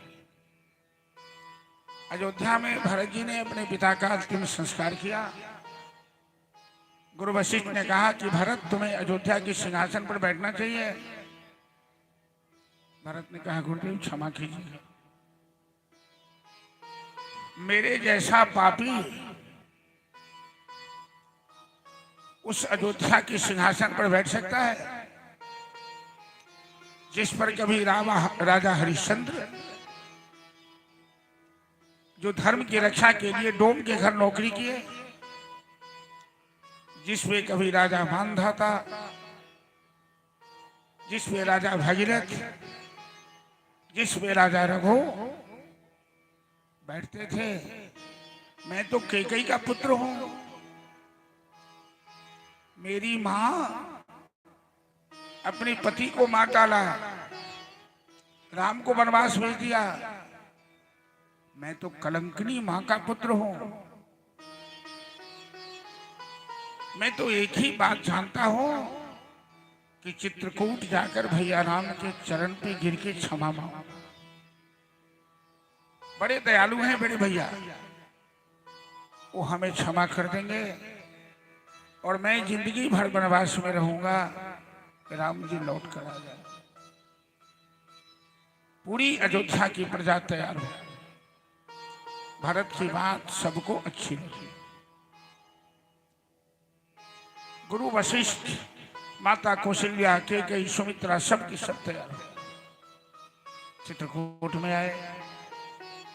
सभा लगी। मिथिला से जनक जी भी गए और जनक जी ने जानकी को अपनी गले से लगा।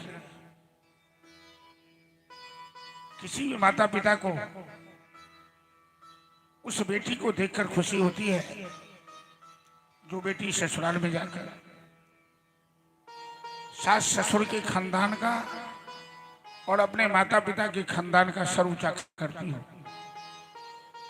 बेटा नालायक हो तो एक वंश की बदनामी होती है और बेटी नालायक हो तो दो वंश की बदनामी होती है। जनक जी कहते हैं, बेटी पुत्री पवित्र किए कुल दो।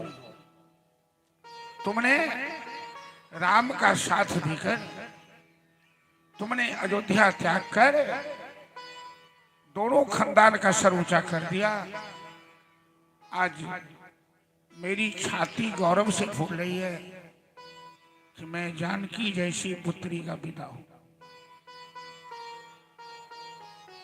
राम जी ने कहा, भाई भरत, तू मेरे प्राण के समान हो। तुम अपने मन में कोई और बात मत सोच।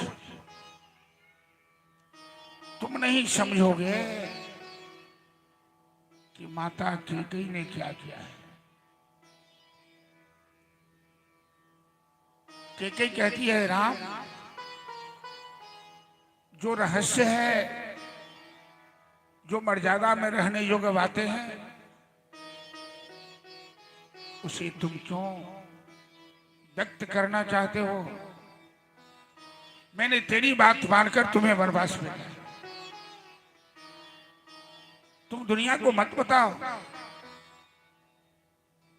राम कहते हैं, मां, तुम भरत जैसे पुत्र की मां हो तो महान है। तुम संसार का कल्याण कर दिए अपने ऊपर बदनामी देकर।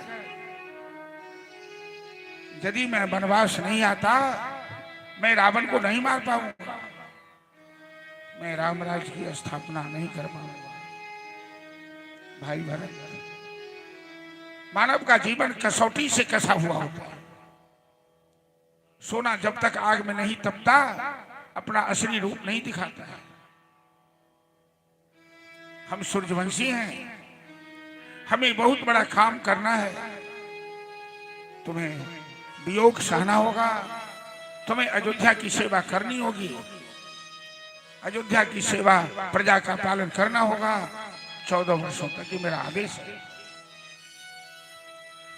राम के सामने भरत तो कुछ बोलते नहीं। सहारा के लिए राम का खड़ाव, राम की पादुका भरत जी ले लिए और चित्रकूट से वापस आए। अयोध्या के सिंहासन पर राम का खड़ाम रखा, उनका अभिषेक किया और प्रजा की सेवा करने लगे भरत जी। 14 वर्षों तक भरत ने अन्न नहीं ग्रहण किया। 14 वर्षों तक भरत जी ने कंद मूल फल खा के रहा, अयोध्या में तपस्या की। 12 साल राम चित्रकूट में रहे।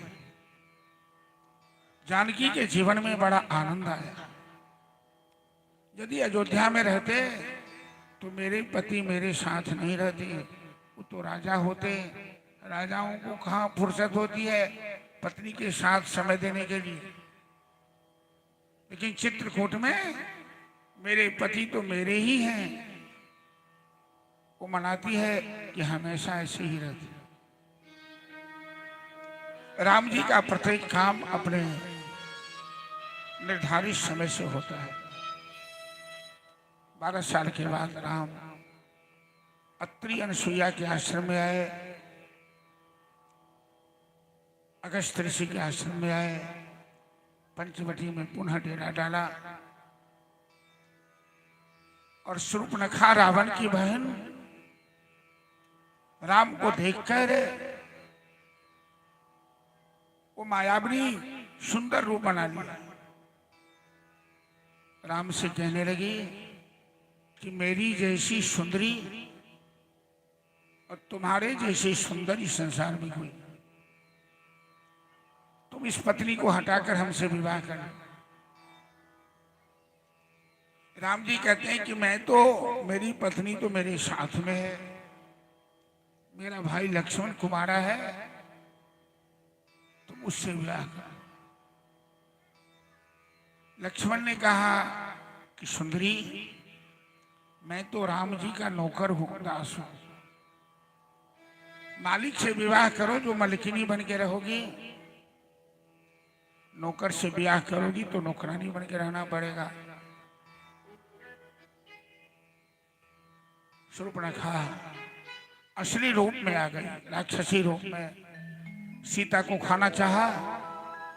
लक्ष्मण ने उसकी नाक कान काटी। शूर्पणखा रावण की बहन है और महाराष्ट्र, जिस स्थान को अभी हम लोग महाराष्ट्र कहते हैं, वो खरदूषण का राज था। रावण का मौसेरा भाई खरदूषण बड़ा बलवान था।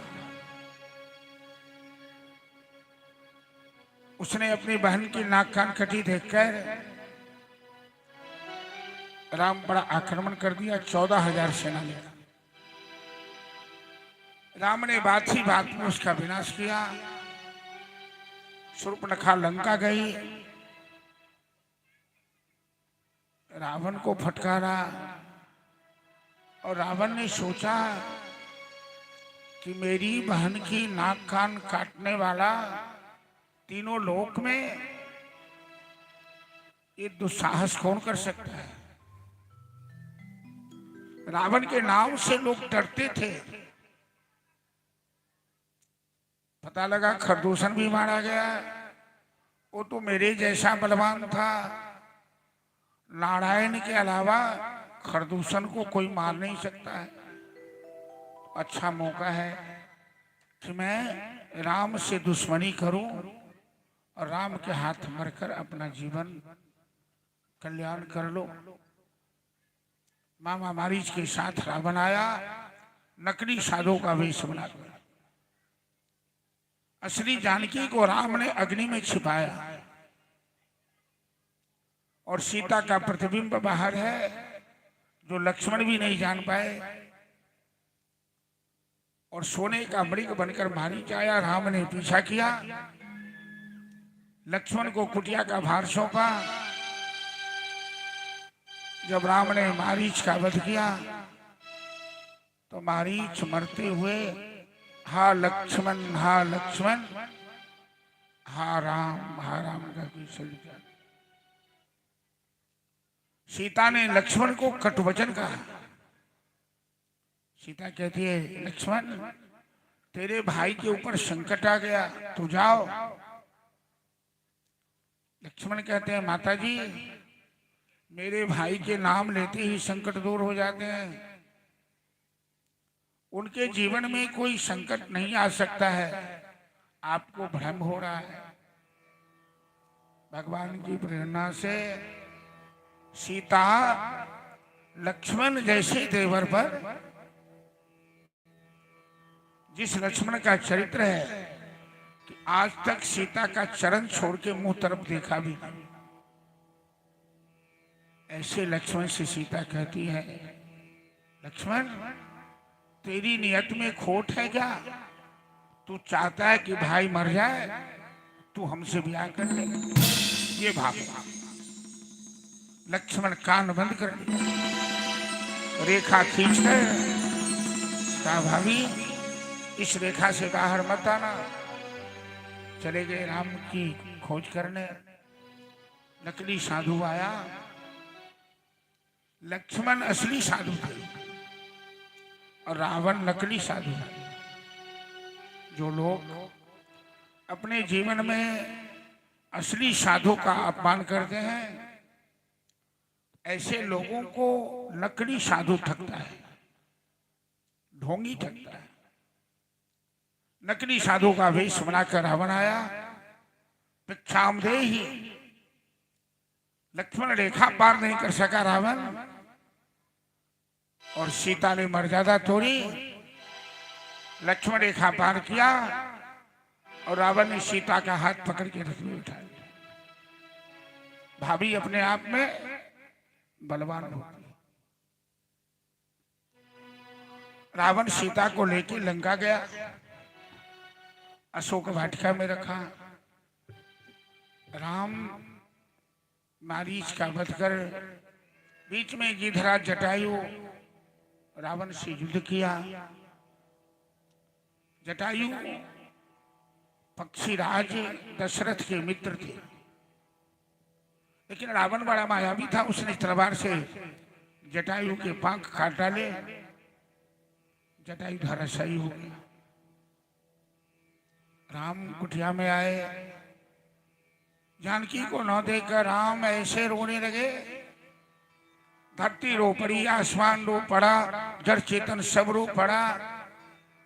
राम पेड़ का आलिंगन करते हैं, मयूर का आलिंगन करते हैं, हरिण का आलिंगन करते हैं। देरे भिक्षा पर्वतस्था गिरिघर रता वायुना विज्यमाना रामो हम व्याकुलात्मा। पागल की तरह पूछने लगे, तुमने मेरी सीता को देखी, तुमने मेरी सीता को देखी। लक्ष्मण जी को लगा कि भाभी के वियोग में लगता है भैया का दिमाग खराब हो गया, भैया का दिमाग खराब हो गया। भैया सूर्यवंशी हैं हम लोग, और स्त्री के वियोग में ऐसे रोना शोभा देता है क्या? राम जी कहते हैं, लक्ष्मण मैं क्यों रो रहा हूं तुम नहीं समझोगे। जब मैं धरती की ओर देखता हूं, ये धरती हमारी सास है। जानकी धरती की बेटी थी।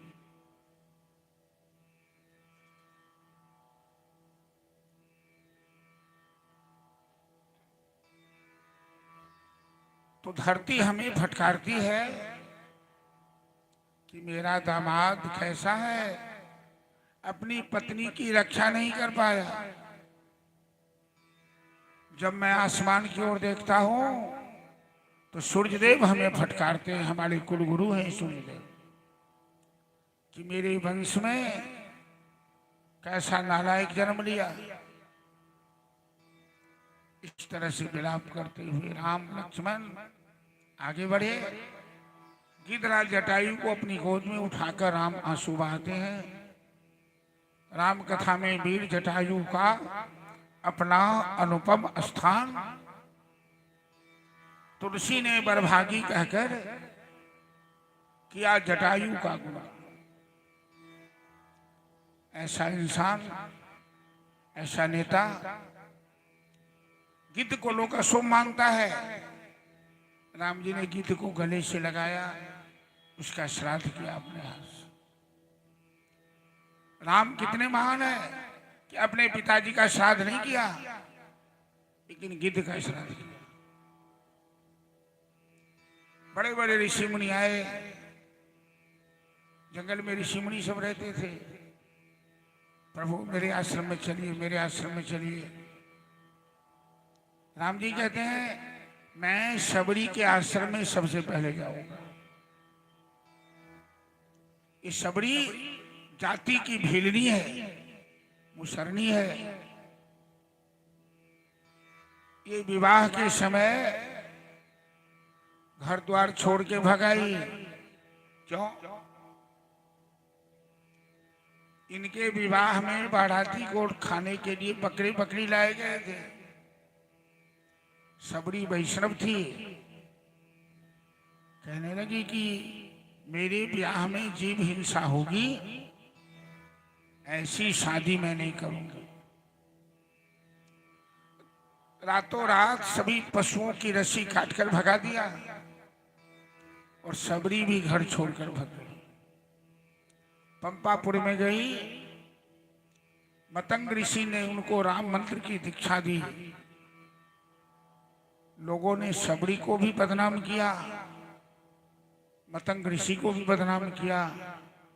ये युवती को अपने आश्रम में रख लिया है। समाज में लोगों की नजर में दोष पहले आता है। सबरी का दिल कितना उदार है, सबरी राम की कैसी भक्त है, ये कोई नहीं देखता है। बड़ा कष्ट हुआ सबरी के जीवन। पंपापुर में एक सरोवर था जहां ऋषि मुनि सब स्नान करते थे, और सबरी उस सरोवर में स्नान करने गई। ऋषि मुनियों ने ईंटे पत्थर मारकर सबरी को घायल कर दिया। इस समाज में छुआछूत जात पात की बीमारी आज से नहीं है। और सबरी के अपमान करने से सरोवर का जल दूषित हो गया, कीड़े भर गए, किसी काम का नहीं रहा। मतंग ऋषि जब शरीर त्यागने लगे तो सबरी चरण पकड़ के रोने लगी, गुरुदेव आप तो ब्रह्मलोक जा रहे हैं, मेरा क्या होगा। मतंग ऋषि कहते हैं, बेटी राम जी चित्रकूट तक आ चुके हैं, अब वो तेरे आश्रम में आने वाले हैं। कब आएंगे मैं नहीं बता सकता, लेकिन आएंगे। तुम आश्रम छोड़ के कहीं मत जाना, और राम जी को याद करती रहो, राम नाम का जाप करते रहो। प्रभु सबकी बात जानते हैं, सबके दिल की बात जानते हैं। बेटी तेरे अंदर जो राम जी के प्रति प्यार है, राम जी के प्रति अनुराग है, मेरे राम जी अच्छी तरह जानते हैं, उन्हें कहने की जरूरत नहीं है। मतंग ऋषि शरीर त्याग दिए, और सबरी को अपने गुरु की बात पर इतना विश्वास है कि कोसों कोसों तक रास्ता बुहारती है। कभी कभी तो झाड़ू नहीं मिले तो सबरी के बाल लंबे लंबे हैं, अपने बाल से झाड़ू मारता। जंगल से सुंदर सुंदर फल चुन के लाती है, मैं राम जी को भोग लगाऊंगी। रास्ता बुहारती है कि राम जी इसी रास्ते से आएंगे। उसकी चटाई बिछाती है, मेरे राम जी इसी चटाई पर बैठेंगे, मेरे राम जी बैर का भोग लगाएंगे। कौन कहता है भगवान आते नहीं, ढील ली भाव से हम बुलाते नहीं। कौन कहता है भगवान खाते नहीं, सबरी की तरह हम खिलाते नहीं। कौन कहता है भगवान सोते नहीं, मां जसोदा की तरह हम सुलाते नहीं। पलना पर जसोदा झुलाती है कन्हैया को, कि जसोदा हरि पालने झुलावे, हलड़ाई दुलड़ाई मलावे, जोई सोई कछुआवे।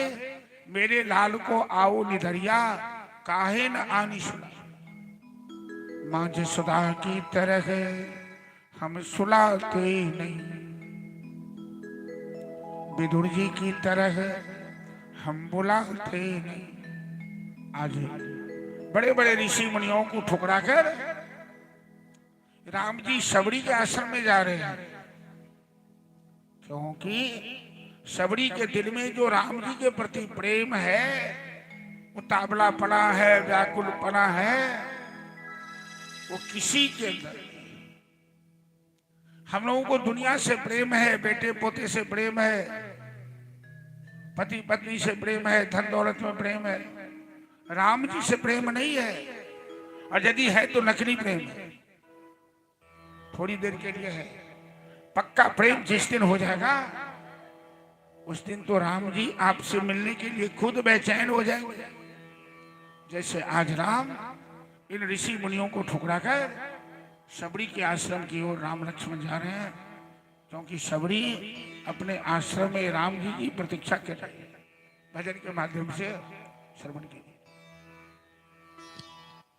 बोल सबरी महारानी की जय।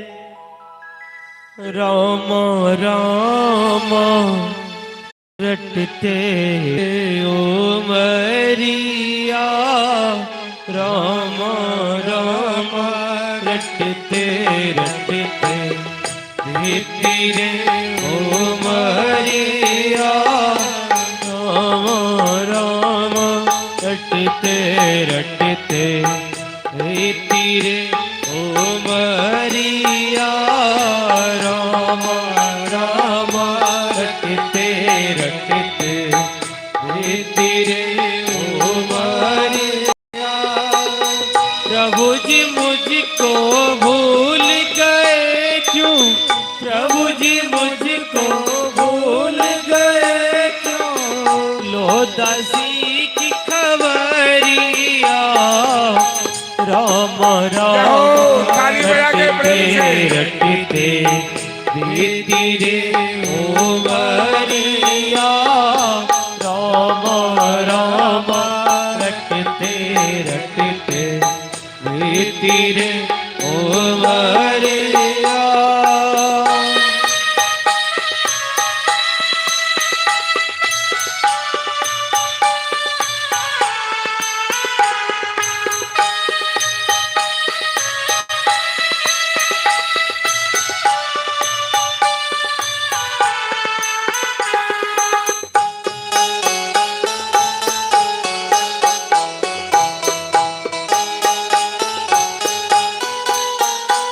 जय हो।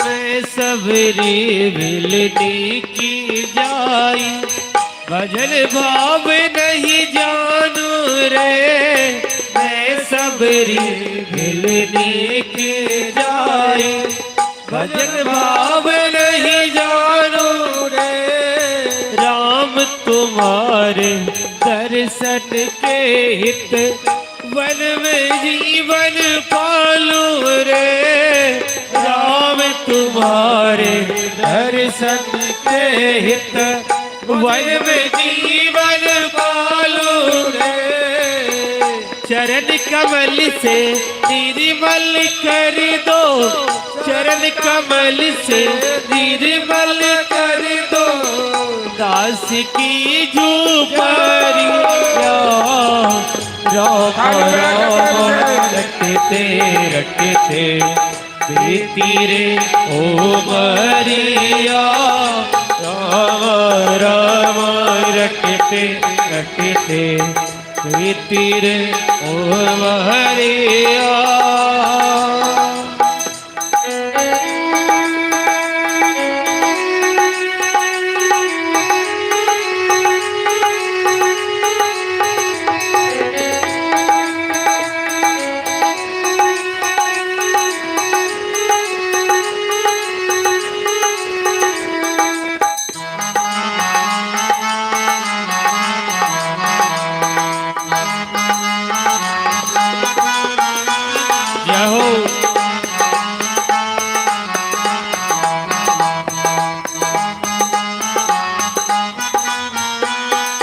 रोज सवेरे घर में जाकर रास्ता साफ मैं करती हूँ, रोज सवेरे घर में जाकर रास्ता साफ मैं करती हूँ, अपने प्रभु के कारण वन से चुन चुन कर फल लाती हूँ, अपने प्रभु के कारण वन से चुन चुन कर फल लाते हो, मीठे मीठे वैरन की भजन, मीठे मीठे वैरन की भरे, लाई मैं छवरिया राम राम रटते रटते तेरे ओ मरिया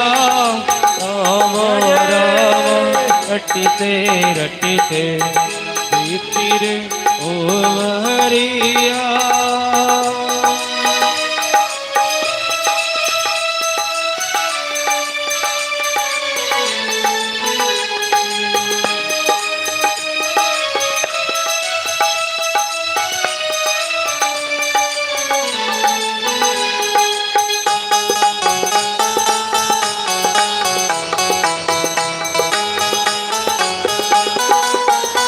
रहो।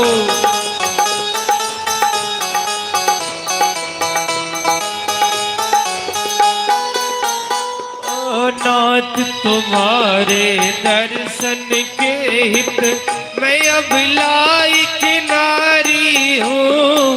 नाथ तुम्हारे दर्शन के हित मैं अब लायक नारी हूँ। दर्शन बिन दो नैना दर से दिल की बड़ी दुखियारी हो। दर्शन बिन दो नैना दर से दिल की बड़ी दुखियारी हो। मुझको दर्शन दे दो दया में, मुझको दर्शन दे दो दया में। डालो मुँह पे नजरिया राम राम रटते रटते प्रीति रे ओवरिया। राम राम रटते रटते प्रीति रे ओवरिया। प्रभु जी मुझको भूल गए क्यों, प्रभु जी मुझको भूल गए क्यों। लो दासी की खबरिया राम राम रटते रटते बीती रे ओवरिया। राम राम रटते रटते बीती रे ओवरिया। राम राम रटते रटते बीती रे ओवरिया। बोल सबरी महाराज के जय। सबरी के आश्रम प्रभु आए, मुनि के बचन मानी बन भाई। सरस जलोचन बाहु विशाला, जटा मुकुट सिर उर्बन माला।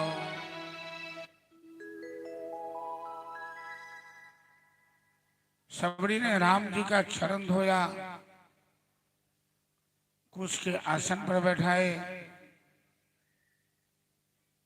और बैर को स्वयं स्वाद लेकर चखकर राम जी को बैर का भोग लगाया। राम जी ने तो सबरी का जूठा बैर खा लिया, लेकिन लक्ष्मण के मन में अहंकार आया, मैं इस भीलनी की जूठ नहीं खा सकता। और राम जी ने अपने हाथ से लक्ष्मण के हाथ में बैर बढ़ाया और राम जी से चुराकर लक्ष्मण बैर को फेंकना शुरू किया। राम जी से कोई चोरी नहीं कर सकता, उनसे कुछ नहीं छिपा हुआ है। राम जी को बड़ा बुरा लगा जब लक्ष्मण ने सबरी के प्रेम से दिए गए बैर का अपमान किया। और राम जी ने वही कहा कि लक्ष्मण, तूने मेरे भक्त का अपमान किया है, ये बैर तो तुम्हें खाना पड़ेगा। यही बैर तेरा प्राण बचाएगा एक दिन। और जब लक्ष्मण को मेघनाथ की शक्ति लगी, धौला गिर पे वही बैर संजीवनी बूटी बने, जिसे हनुमान जी ने लाया, जो संजीवनी बूटी लक्ष्मण के प्राण बचा। राम जी ने सबरी से कहा कि कुछ चाहिए, वरदान चाहिए। सबरी कहती है, प्रभु आपने कृपा की, दर्शन दे दिया, अब क्या चाहिए। बगल में एक तालाब है, सरोवर है, वो मेरे कारण ही दूषित हो गया, कीड़े भर गए। ऋषि मुनियों को बड़ा कष्ट होता है इस जंगल में।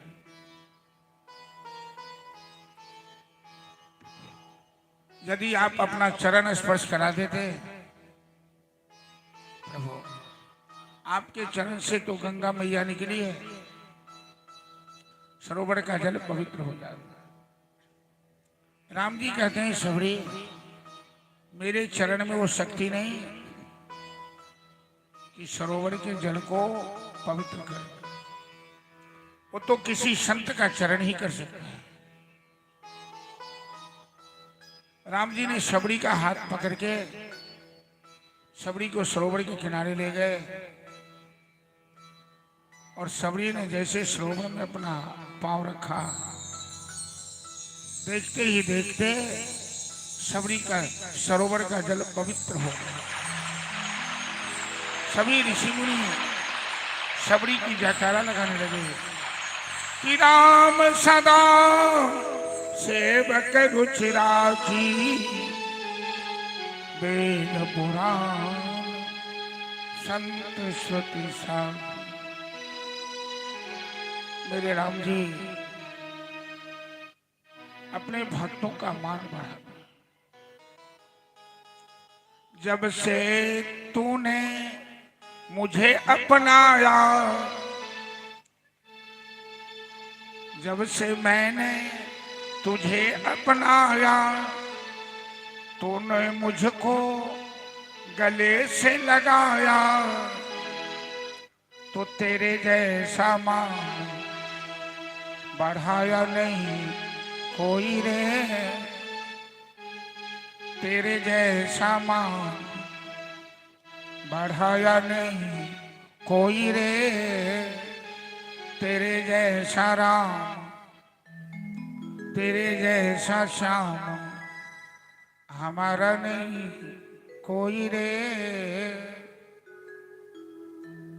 सबरी रोने लगी, मेरे राम जी तो कितने महान हो, तो कितने दयालु हो,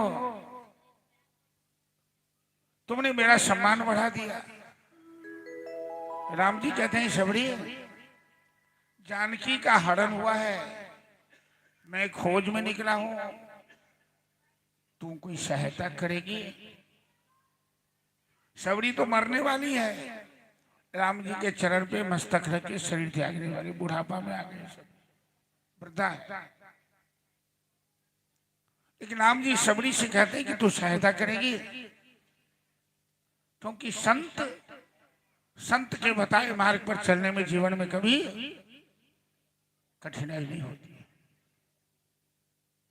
हमारे साथ तो बड़ी मजबूरी है, हमें कृष्ण कथा में चलना है। राम की कथा बड़ी ही अथाह सागर है। मैंने कुछ नहीं कहा, हम तो राजधानी एक्सप्रेस के मुताबिक कथा को बढ़ा दें। हमारी जजमान जी बोलते हैं कि एक बार इनके गांव में, ये तो ससुराल है इनका, डढ़ार में राम कथा होगी, और कोई भी कथा बिना परमात्मा की इच्छा से होती नहीं। साधु के बताए मार्ग पर चलने में कभी हानि नहीं होती। सबरी ने राम जी को कहां भेजा? बगल में किष्किंधा है, जहां का राजा बाली है। बाली इतना बलवान है कि रावण को 6 महीना कांख में दबा के रखा था। लेकिन सबरी ने राम जी को बाली के पास नहीं, ऐसे सुग्रीव के पास भेजा, जिसे बाली ने लात मार के घर से भगा दिया, उसकी पत्नी बाल बच्चे सबको छीन लिया। क्यों? सबरी ने राम जी को सुग्रीव के पास क्यों भेजा? क्योंकि सुग्रीव के मित्र,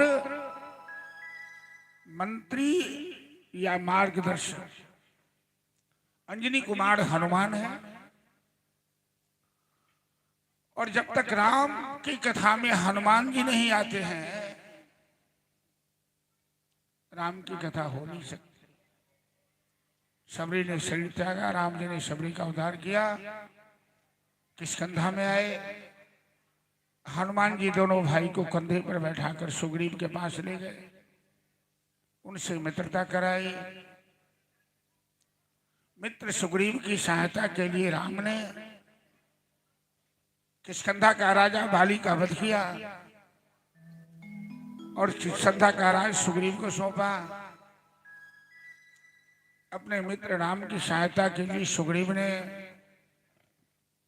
चारों दिशाओं में बंदरों को भेजा। जो प्रमुख सेनापति थे नल नील अंगद हनुमान जामवंत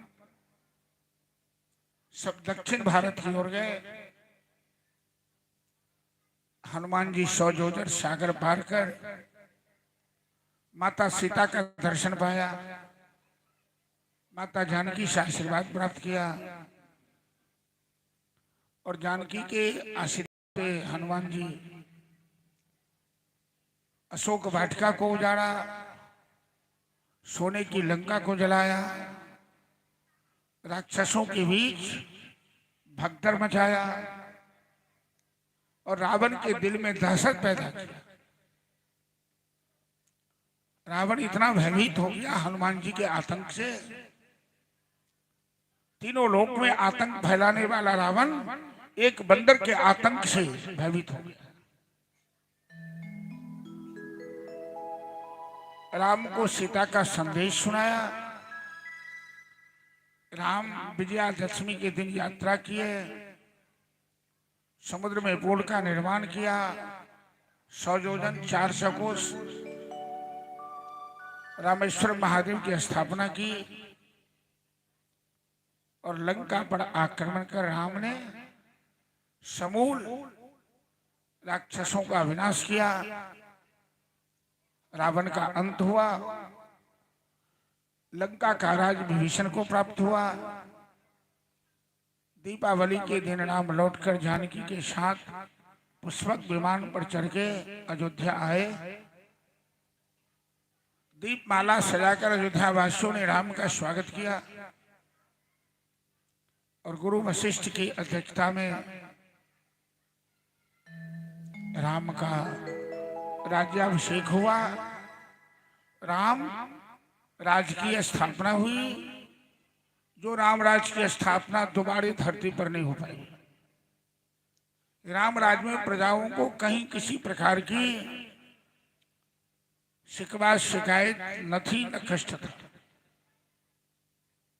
11,000 वर्ष तक राम ने अयोध्या में रहकर शासन किया। पुनः सारे अयोध्या वासियों के साथ राम साकेत गए। चलिए राम कथा को प्रणाम कर यहीं विश्राम देते हैं।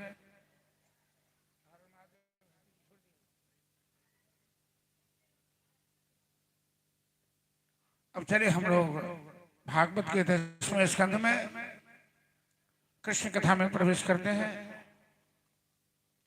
राम कथा संक्षिप्त में आप लोगों को सुनाया, लेकिन गागर में सागर भरने की पद्धति होती है, थोड़ा में ज्यादा समझना। चरितम रघुनाथस्य षट्कोटि प्रविस्तरम एकैकम अक्षरम पुरुषाम महापातकनाश। श्री राम का चरित्र महान है, पावन है, मंदाकिनी गंगा के समान है। जो भी उसमें अवगाहन करते हैं, गोते लगाते हैं, डुबकी लगाते हैं, उनका बेड़ा भवसागर से पार होता है।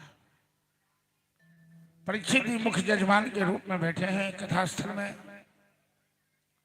सुखदेव जी वक्ता हैं। परीक्षित ने सुखदेव जी से पूछा कि गुरुदेव, कथितो वंश विस्तार भवता शशि सूर्यो राज्यों चुभे वंशानाम चरितम पद्माधि।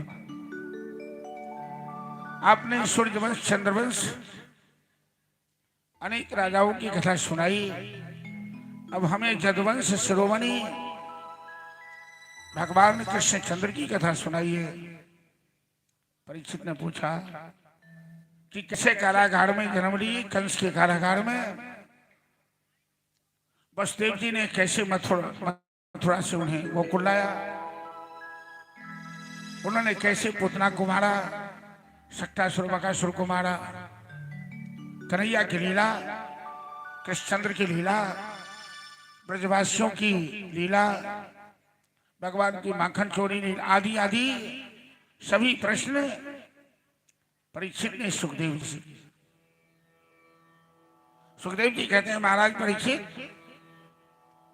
जदा जदा हि धर्मस्य ग्लानिर्भवति भारत अभ्युत्थानम् अधर्मस्य तदात्मानं सृजामि परित्राणाय साधूनां विनाशाय च दुष्कृतां धर्म संस्थापनार्थाय संभवामि युगे युगे।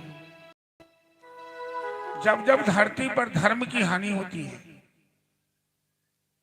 राक्षसों की वृद्धि होती है, संत महात्माओं को कष्ट पहुंचता है, तो भगवान पृथ्वी का भार हरण करने के लिए अवतार लेते हैं। इसी तरह द्वापर युग के अंत में राक्षसों का संगठन था, जिसका सरदार था मथुरा का राजा कंस, जरासंध, शिशुपाल, दंतवक्र, शक्तासुर, बकासुर आदि। कंस अपने पिता उग्रसेन को हथकड़ी डालकर कारागार में बंदी बना लिया और मथुरा के सिंहासन पर बैठा। कंस के आतंक से धरती आतंकित थी। कंस की चचेरी बहन का नाम था देवकी। अपनी चचेरी बहन से कंस बड़ा प्यार करता था। देवकी का ब्याह कंस ने वसुदेव जी के साथ किया, बड़े उत्साह उमंग के साथ और अनेकों उपहार के साथ वसुदेव देवकी को विदा कर रहा था। विवाह के बाद कितने रथ, घोड़ी, सोने चांदी, स्वयं कंठ रस चला रहा था। देवकी वसुदेव रथ में बैठे थे। उसी समय आकाशवाणी हुई कि कंस सावधान, अस्यास्तु अष्टमो गर्भ नस्ते हंता भविष्य। इसी देवकी का 8वां पुत्र तेरा काल होगा, कंस सावधान हो जा। आकाशवाणी सुनते ही कंस म्यान से तलवार खींचा, देवकी का वध करना चाहा। वसुदेव जी ने कंस को समझाया कि कंस, तू तो बड़ा वीर बहादुर है और वीर पुरुष नारी की हत्या नहीं करते। देवकी तो तुम्हारी बहन है। मैं तुम्हें वचन देता हूं कि देवकी के जो भी बच्चे जन्म लेंगे मैं तुम्हें सौंप दूंगा। तू नारी हत्या मत कर। भगवान की माया से प्रेरित बुद्धि कंस मान गया। कंस जानता है कि वसुदेव जी झूठ नहीं बोलते, ये सत्यवादी। समय पर देवकी ने बच्चे को जन्म दिया। धरती पर बाल हत्या हुई।